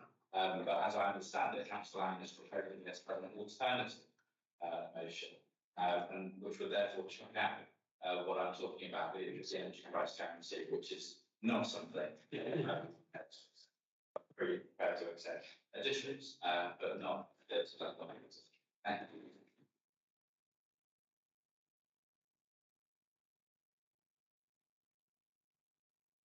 Councillor Lamb, would you like to support you? Thank you, Mr. Mayor. Yes, I accept what my colleague Councillor Babarindi is saying, because they are two very different sorts of motions. And it was, I originally mooted this as an amendment, but because it's so different from the original motion, it was suggested to me that it became an alternative motion, which is why I'm moving it as that. It's a matter of what we can do rather than constantly blaming central government, because we also have the ability to change things and do things for our residents. It's not just a matter of always calling on central government, because I'm a pragmatist and I believe that we can do stuff here that will help people. And so I've suggested 3 things. One of them, I heard some hopeful signs earlier that might be being considered about investigating a revision to the council tax scheme when considered for 2024-25, because we've already adopted that support scheme already. That would allow the council to investigate the possibilities for next year. I realise that it's at a cost to the council, but I also know that local councils such as Wealdon, Hastings and Lewis are already considering this, and I think the Wealdon scheme has already been approved. I'm very happy to hear that other people are thinking that that's an important thing to do, because it's 7 years since we've had this scheme of council tax reduction. So therefore it's time to look at it again in very changed circumstances. That's the first part. I also understand that the council has now identified £100,000, which will help some low-income households for the next year, and that's very welcome. But the problem is that would need to be increased annually, and I don't know how much, what percentage of people that would be able to be helpful to, because we already have the indicators that would indicate which people would benefit from this support. So I'd like to see the council looking at that for next year. Also, I'd like to know whether the money is guaranteed, the 100,000 we're talking about, guaranteed to go directly to households, because I think that's really important. We've got a database of people that need help, who are in very difficult circumstances, and I would be very happy for the money to go directly to them and not to large organisations in the town. I would prefer it to go directly to households and be a direct payment from the council, if that's possible, and I hope that could be guaranteed. The second part is to look at the possibilities for improving energy efficiency in council homes to help tenants and reduce bills, which is a practical thing towards our carbon neutral targets as well. So it kills 2 birds with 1 stone, so to speak. And I think that would be very important. And the third one is to look at cheaper solar energy. We are the Sunshine Coast, aren't we? We get more hours of sunshine than many places in the country, and we should be capitalising more on this, both towards reduction of bills for all our residents and also towards our carbon reduction target. So I move that motion. Thank you. Thank you. Can I ask Councillor Shuttleworth to speak? Yeah, I will be brief. I mean, we've got 2 things that we're looking at here. In terms of Councillor Rindy's original motion, I'm very much in support of where that's going and trying to get more support for people with their in the energy crisis. And indeed the motion or amendment, whatever, I think it'd be quite good if we could actually agree and have a little bit of commonality here, because certainly the party on this side are looking to investigate the possibility of 100% council tax relief for 24-25. So we're on the same page on that. In terms of any energy efficiency for council-owned homes, obviously that's an aspiration that we'd all buy into. Nobody's going to disagree with that. At the moment, obviously, when we are modernising our properties, then we are putting in new windows, new doors, etc. We are doing it using, obviously, energy efficiency is one of the markers there. I would just on the bottom one, on the middle one. One of the things that will affect our ability as a council, at least in the short term, in terms of improving the properties, is the government.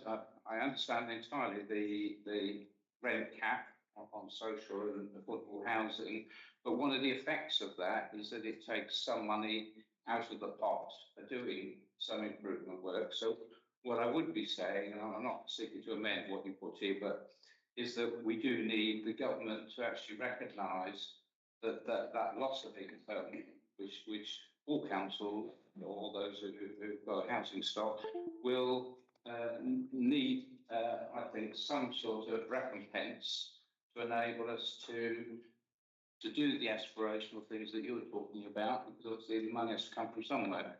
But in terms of the aspirations there, I wouldn't disagree with those. They're things we can all buy into, and I hope we can get some commonality on the total motion tonight.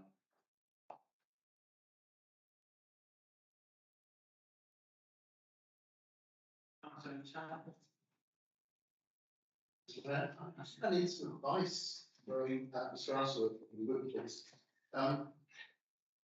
You see, I've no problem with the words that Councillor Land put in front of us, but it's not an amendment to Councillor Bavarini's motion. It looks as if it's sort of being a way of introducing a new motion after a couple of deadlines. And is it saying, because I haven't seen it written as such, is it saying that you delete everything that Councillor Baverini is asking us to do? Because I support what Councillor Baverini is asking us to do. I've no problem supporting what Councillor Land is asking us to do. But if it's a replacement for Councillor Baverini's original words, then I have got to. So in terms of the submission of Councillor Lamb, within the constitution, it's considered an alternative course of action for an issue, which is accepted.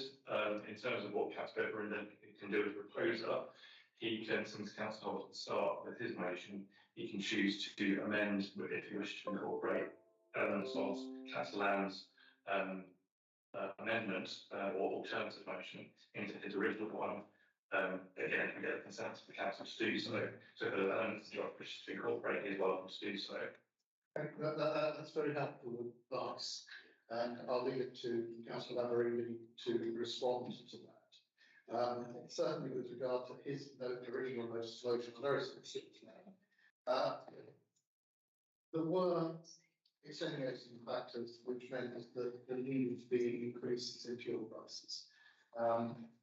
Particularly the war in Ukraine, which reduced the supply and pushed cost globally. However, I think that we've passed that point in time. And what we've seen now is what I see change profiteering by energy companies. So we look at the profits that Central and British Gas has just reported. In the current climate, where so many people are struggling with costs of living, but fundamentally those profits are obscene and they need to be capped and that needs to be addressed. And so I'm hoping that we will find unanimity in supporting what Josh has said. If he includes, he's happy to include Councillor Lamb's words, maybe we can get unanimity on a comprehensive motion that addresses other issues as well. I would ask Councillor Lamb and certain groups may respond. Just 3 questions on that. I work with yes, solar energy very important. It's something that we started with Solar Hall. There's been talk of tabloids, newspapers. There was one, I've still got a copy of it somewhere, that the Conservatives said that us investing in solar would bankrupt the town, and that's the middle page spread. But I go back, so let's forget it. Let's forget it, but the second is the improving energy efficiency.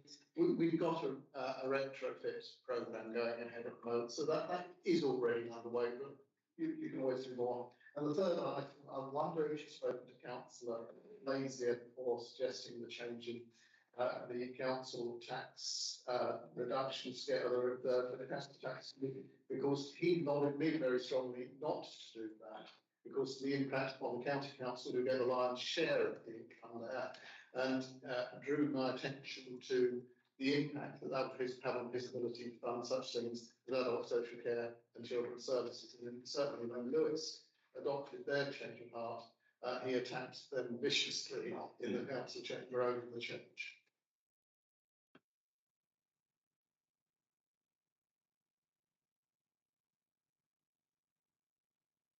Councillor Arthur. Councillor Holt first. I just wanted to quickly respond with regards to the council land and the cost of living crisis fund.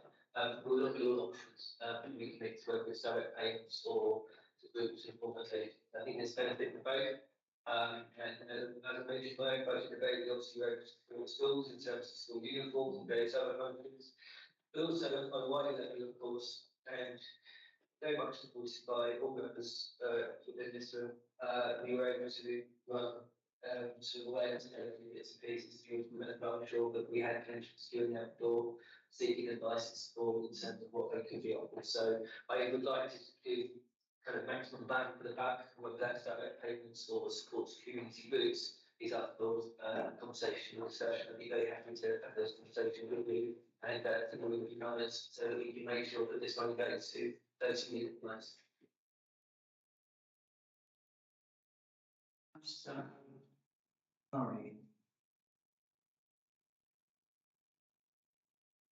Okay. Just a couple of points very quickly. Improving the energy efficiency of council land, that helps to reduce bills. I've been working with the officers for a long time on this. There's a really good retrofit stuff coming forward in the next few years. But this is already happening. Encourage more architects to work to cheaper solar panels. Also, working with the Action 2030 group. They've got some support coming through from they're coming through to help out as well, and also our council doing a lot of work around that to sort of get out into the community and raise awareness of how people can not only get cheap solar panels, but how they can sort of save energy within their houses and things as well. The main point around Councillor Babaruzzi's motion is the fact that the British Gas and the large companies are absolutely taking the mickey out of us. They're making huge amounts of profit. The licence from the government, which is why we need to be sort of saying to the government, enough is enough. We don't mind that if the gas company has to pay an extra 20p for whatever they're using the gas, and we have to pay that back, and that's fine. But we're not paying an extra 30p so they make 10p profit on top of that as well. You know, it's just so wrong, and everybody in the country is suffering from it. So the governments, not us locally, we're doing our bit. The government essentially should be looking at themselves and saying, enough is enough. Let's cap it so that the gas companies are only making enough money to cover their costs, plus a 5% share for their shareholders or something. But at the moment, it's absolutely taking the mickey, and that's what Councillor Babaruzzi's point was all about. More so than what we should be protecting our other people by doing something. Councillor Parker. Thank you, Mr. Mayor. Couple of points in support of Councillor Babaruzzi's motion. There is a logic here. The letter that was signed by so many charities says, in part, that they're asking the Chancellor to consider postponing the increase. The reason for that is that the decision to increase prices was made at a time when wholesale rates were looking to be far higher than they are now. In fact, on current predictions, the EPG subsidy may well only be needed from April to July. After that, the underlying price cap currently looks like it may be cheaper than even the current EPG rate of 2,500. And then it follows on by saying that that means the provision government expenditure on the energy subsidy will be less, billions less. So there's no necessity to raise the cap by 26%. That's all this motion is saying, is why punish people when you don't necessarily need to. We all know that wholesale gas prices and fuel prices are going down. The other thing is that you need to give, regardless of what you might think of them, and it's not an awful lot, but you need to give the energy companies the time to implement this. And if you leave it to the budget, there won't be time. So I would support this motion in its entirety. As far as Councillor Land's alternative motion is concerned, I think aspirationally she's hit a nail on the head. But I do think this council is already doing considerable amounts of that work. That is not to say that there can't be further improvements and enhancements. But I would have thought that there's room for some combination of these points to be made, but that is up to my colleague here. Thank you. Mine's a very quick one. It's just a quote that Greenpeace put out this week. And it says, if you earned £40,000 a day from when Jesus was born to the present day, you would still not make as much as Sheldon from profits last year.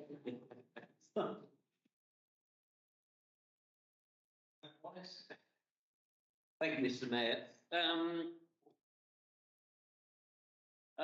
Apologies to Mr. Russell. I'm sorry to challenge you so soon after your promotion.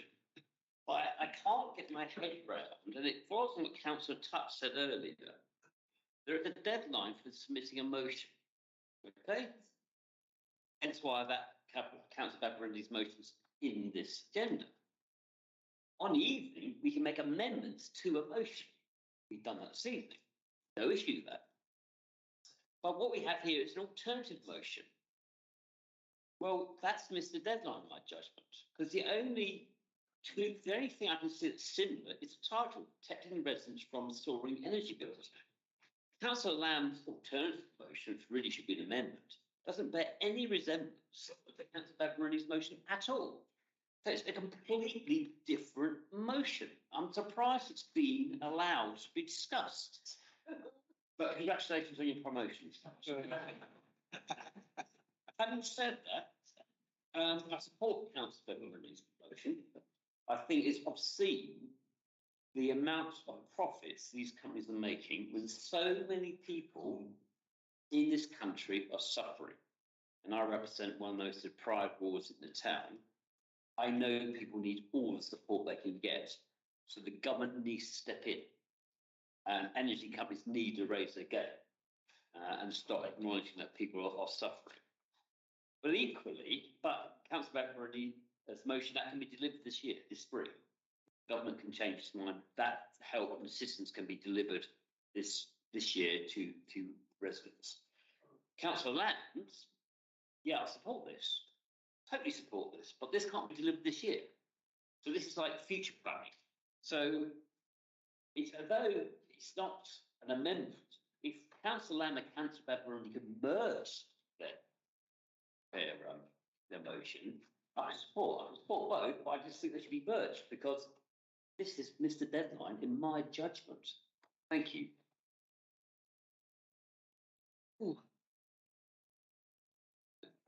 I'm ready to speak, and you may wish to comment on merging two sites. Thank you, Mr. Mayor. Yeah, as I said in my opening remarks, I'm very happy to accommodate Councillor Lamb's motion here, instead of motion, whatever you want to call it, into, particularly in Ireland, something new. Yes, a mismatch. I'm very happy to do that. How do we do that? That's what I said. Just to clarify, so we're happy to take all elements of Councillor Lamb's alternative motion and we will just incorporate that into your, so there'll just be a different point in chapter notes to reflect the top part of Councillor Lamb's preamble, and then 1, 2, 3 will be under this council, so there'll be 4 points like that, so your first point then 3, Councillor Lamb's. Are you happy with that? And we consensus in the council, are you happy with that? And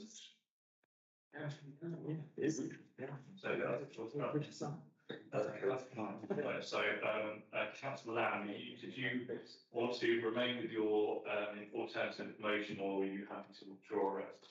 Well, as I originally put it forward as an amendment to Councillor Babberini's motion, that was my intention earlier today, but I was told it had to become an alternative motion. So I would be happy for it to be merged. In the Labour Party, which I used to be a member of, we called it a composite, that's right.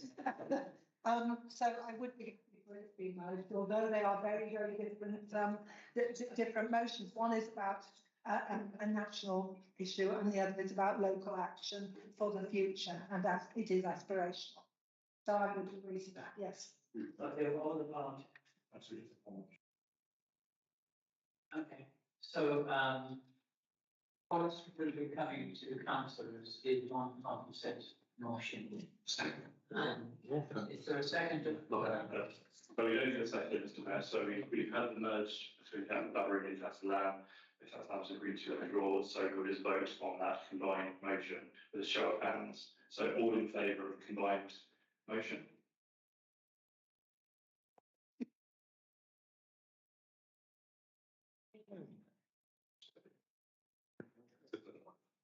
Any against? Any abstentions?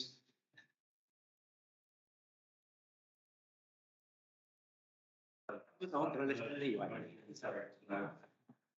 Thank you. £37 billion. I'd rather have spent on raising money for public sector work. Now coming to item 11, calendar of meetings for.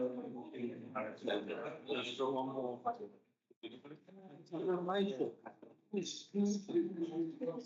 You're getting really angry.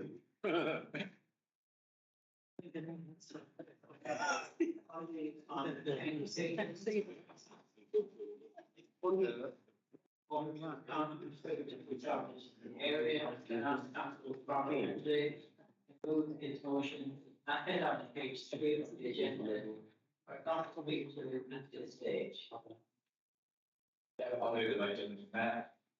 Second to understand, councillor Parker. No, okay, the Laura is right, was right, reserve the right to speak, please. Thank you.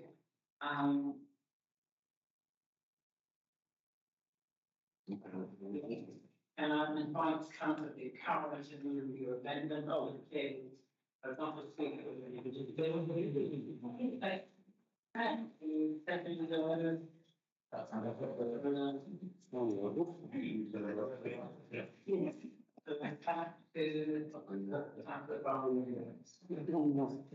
There is indeed one more motion in every sense of the word. And we've been here before, in fact, at the February full council meeting last year, we were debating a motion around holding Southern Water to account. Because what we knew at that time, what we still know now, was that in that previous financial year, Southern Water made £139 million in its profit. And we knew that the average bonus that the water company back at was £100,000. But at the same time, these folks were getting away with polluting our waters. 94 glorious beaches that we have in Eastbourne put at risk, both in terms of the cleanliness of the water, but also the reputation of ponds. And what has been the result? Well, we've seen the Environment Agency downgrade Eastbourne's water quality from good to sufficient, and indeed record levels of E. coli. What record in the last 5 years that there was data available for found in our seawater. It's not good enough, and that's what inspires this council motion.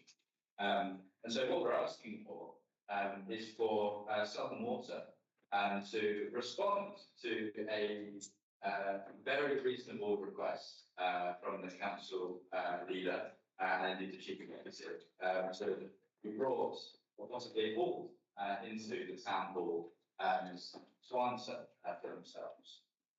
It's not good enough. They've ignored local people time and again. They've ignored our hospitality economy that relies on a clean sea time and again. They've ignored protesters that I've led myself along the Eastbourne seafront, folks from local swimming groups, local businesses, and more. So we need to do something about this. And I think that this motion can support with that. I've had a look at Councillor Ficarra's amendments. I'm particularly generous with this evening, so I'm very happy to accept but I want to see cross-party agreement on this issue. We didn't achieve it last time round. the opposition voted against the motion that we put forward, which included calling on the government to impose a sewage tax on the profits of these firms in order to show the food costs and start to compensate for some of the pollution that they are responsible for. So that ends my remarks. I look forward to hearing what other people have to say about sewage at Quality Tech Department. Put this motion forward to the Chamber. Thank you. Absolutely calm. Thank you, Mr. Mayor. And thank you, Councillor Fabrili, for accepting the additional 5 bullet points that I've added. And I would note is that the last one of the clause calls on the government to ban bonuses for water company executives. Well, I believe that was something that I brought up a year ago at this very council meeting. Thank you very much, because obviously since it was formulated. But the amendment proposed actions that the council, within the council's sphere of influence, then recognises the part it has to play. And I'm very glad that Councillor Burundi has accepted that. Things include the council, the areas the council can directly affect, such as supporting the sea swimmers and our MP's campaign to redefine the bathing season, beachfront, water quality alert, engagement with the Blue Heart Initiative, and above all, looking at ways of using planning powers to prevent rainwater runoff entering main sewers during periods of heavy rain. All actions within the council sphere. So I thank you for supporting my amendments, and I believe the actions put forward help achieve the outcomes we all wish for. Thank you, Mr. Mayor.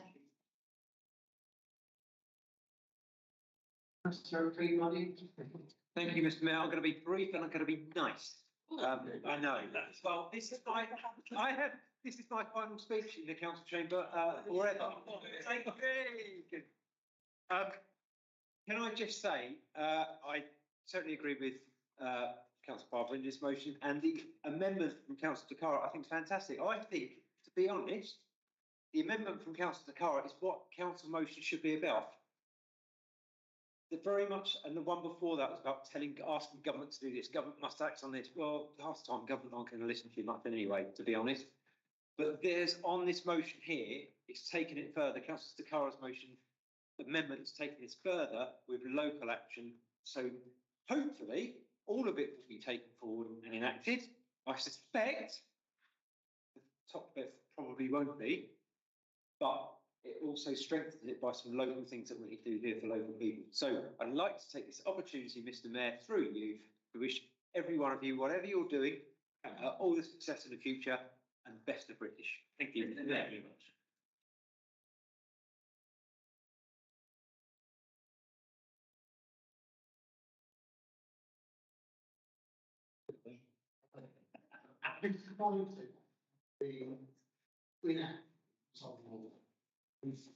I've been engaged in obviously with current chief executive, past chief executive, and you can get assurances, you get promises, and then you get more so done for the city. We do need to keep strengthening for action, and we need to do it on a cross-party basis so that we're not simply disunited on this. Reference to be made by Councillor Maverini to the salary and bonuses from the board of borough chiefs. My own belief is that the time will really get action is if that salary and that authority becomes responsibility and penalty severity links to the individual. Because I think that will make me think and I'm not to take action. One of the things I will be taking up when I get the next opportunity to do so is there an issue raised with regards to the sea who pointed out that when there is a discharge in the sea, that some Northern do put up warning signs, but they do it the day after they put the discharge, so that these regular swimmers have been swimming in 24 hours, before they realise that it's taking place. Very, very worrisome for local health of some machines. Thank you.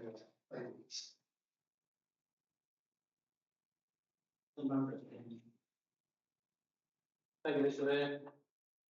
Well, as I say, a lot of things going on, but the reason I second that, a motion or amendment to the motion is because it includes other bodies. We need other people to help us sometimes, and this recognises that situation. You know, and also to take ourselves to work with someone to try and achieve this next good discharge. I think the more people that are involved, the more pressure we can put on them. I know it's been difficult, nothing in 12 months, but at the end of the day, I think, as I say, without amended motion, yeah, we're bringing more people into this. Remember, we're a visitor destination. Our town runs on tourism. Our sea and our seafronts is our greatest assets. I mean, this is why we must make sure they're not protected. And it's one of the things, penalties against the people in these companies, I think financial penalties normally work. They don't like that. The sewage tax, I'm a bit concerned of, because they will pass that on, which will be us. So they're on that difficult with. As I say, I'm glad that we're now working together to get to the result that we need for our town, because as I say, we thrive and we must be thriving on tourism, and bad coverage of our water will not help us at all. So I'm really pleased to know without covering the thank you to go up, both accepting each other's wordings. I'm pleased to hear that we're working together on this to get it sorted. Thank you. Councillor Balrandy, if you wish to start. Councillor Okay.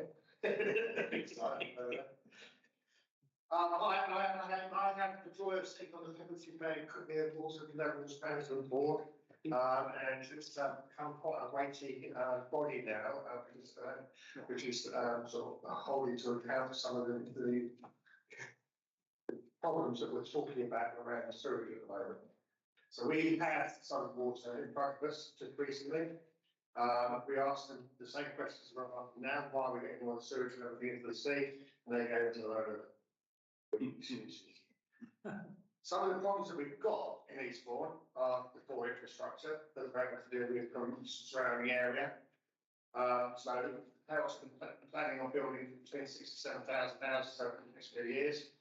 If all of those houses are built and nothing is done to the infrastructure, so all the pumping stations that we've got around the area to get the water from there out to sea, if nothing happens, the water levels will rise by a metre on those levels. So that will make a massive effect on what's coming into the town and things as well, because all of that water, I live in Wakehurst Road, one of the sewage runs past the bottom of my garden. All that water will be cascading past the bottom of my garden. So, although this is a last motion, Wednesday night at 10 o'clock, I can't tell you how much importance this is that we actually deal with it properly. You know, they're blaming the Environment Agency, the Environment Agency are blaming the central government blaming some water, you know, it's just going round and round and round and round and round. So it's really important that we do hold it into account, and it's really important we do something about it. Because every time it rains, they're saying that 60% of the rainwater is getting into the sewage system, flooding the sewage system out and pushing all of that sewage back out to the sea. Because the alternative is it backs up into your toilets. You know, we obviously they can't do that. So it's a really serious problem which we need to take seriously. That's why I asked if I could second this motion from Councillor Balrandy. It's not just the fact that we get a little bit of sewage out of the sewer road. There's a whole load of other issues that will go on behind the scenes. We're going to back at this as well. We need to be addressing and holding everybody to account.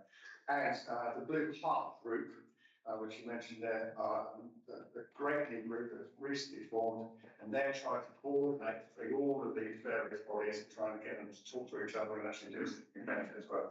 But they're a really useful asset, I think, going forward. Thank you. Councillor Balrandy. Yeah, not much more to add. I'm pleased that we agree on the moment and can present a united front when it comes to all of the actions that we're calling for, including Eastbourne Borough Council acting, including Southern Water acting, including the government. I just wanted to pick up on 2 points that were made through the debate. So one point is around the composition of the discharges. There are some in our town and beyond who it sounded like it almost been the PR department of Southern Water in trying to justify or dilute the seriousness of what's going on here. An example is that I've heard some say that we shouldn't worry too much because often 95% of the discharge is rainwater and only 5% sewage. Well, I would challenge anyone to have a bath in 95% bath water and 5% sewage. The point is made, so I don't see that as a credible argument at all. And I hope that those who are putting that argument forward desist from doing so. It doesn't do the cause any favours. Secondly, I think Councillor Murdoch made a point around coverage of our town, and particularly coverage of the discharges. And I think it's absolutely right. We don't want coverage of this happening in our town or elsewhere. And the way that we stop that is by getting tough on Southern Water, by the government getting tough on Southern Water. The problem is not fundamentally the coverage of the discharge. The problem is the discharge itself.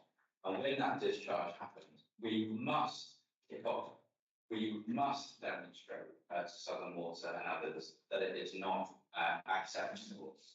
Silence is acquiescence. We cannot be commentators while this is happening to our town. We have to be activists. I think that's what we've agreed to be this evening in terms of taking robust action. And I hope that folks in positions of power beyond this chamber need the same approach. Thank you. Thank you. We'll now be voting on the composites or amended point. All hands in favour, please. Unanimous. I remember not waiting to finish. We haven't finished. Finished yet? Keep going. Whose idea was that? I got in cabinet meeting about to propose the adoption of the cabinet meeting for 2023-24 as set out on page 97, subject to its final ratification at the annual council. Seconder, Councillor Grant. Very happy to second this, thank you. Anybody wish to speak?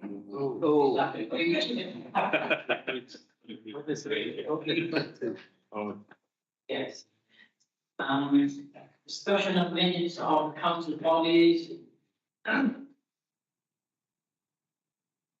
last council meeting, we have been circulated the agenda document.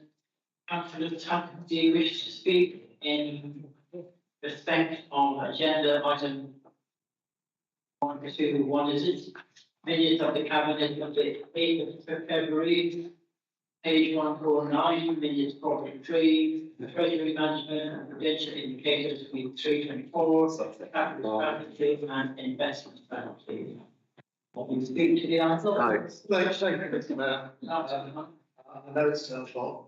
Treasury management is an important subject, makes a difference to what we do, and it enables a lot of the ability to spend money on important services. So my thanks go to the management staff for what we're doing in that respect. But I have a confession.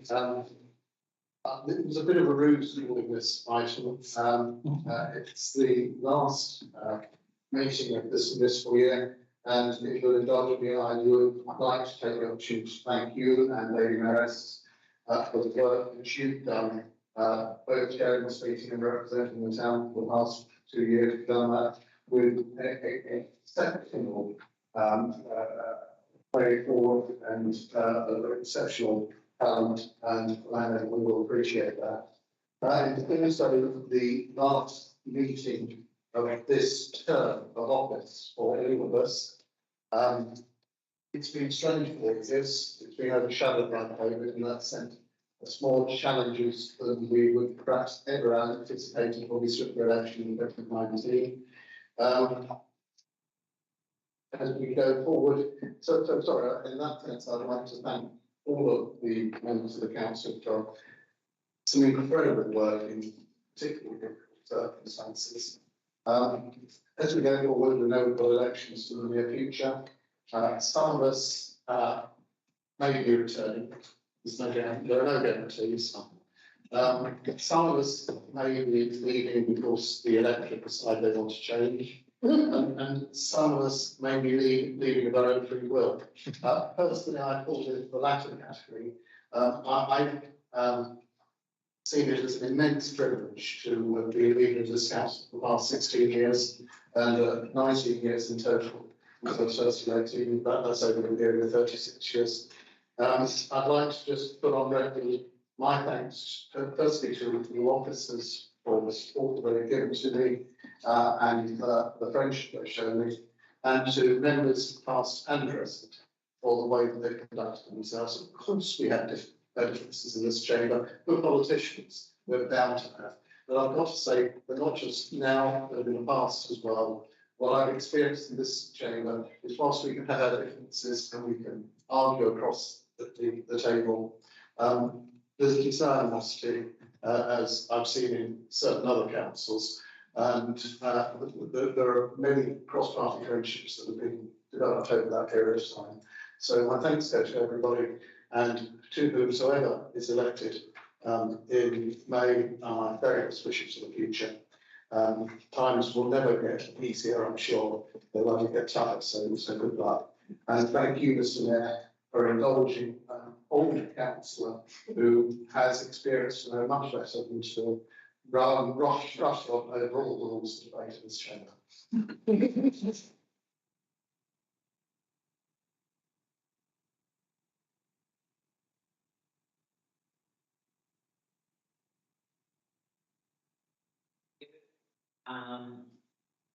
We're discussing. I don't think we were. I think in fact, need a secretary, don't you? That's the argument.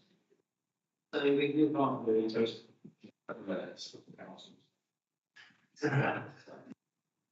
Okay, close. Can we, accept the minutes, yes, of the council bodies?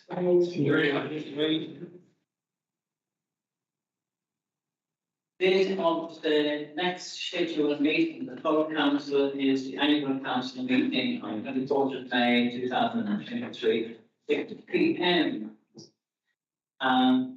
The agenda is complete. I close the meeting at 10:10.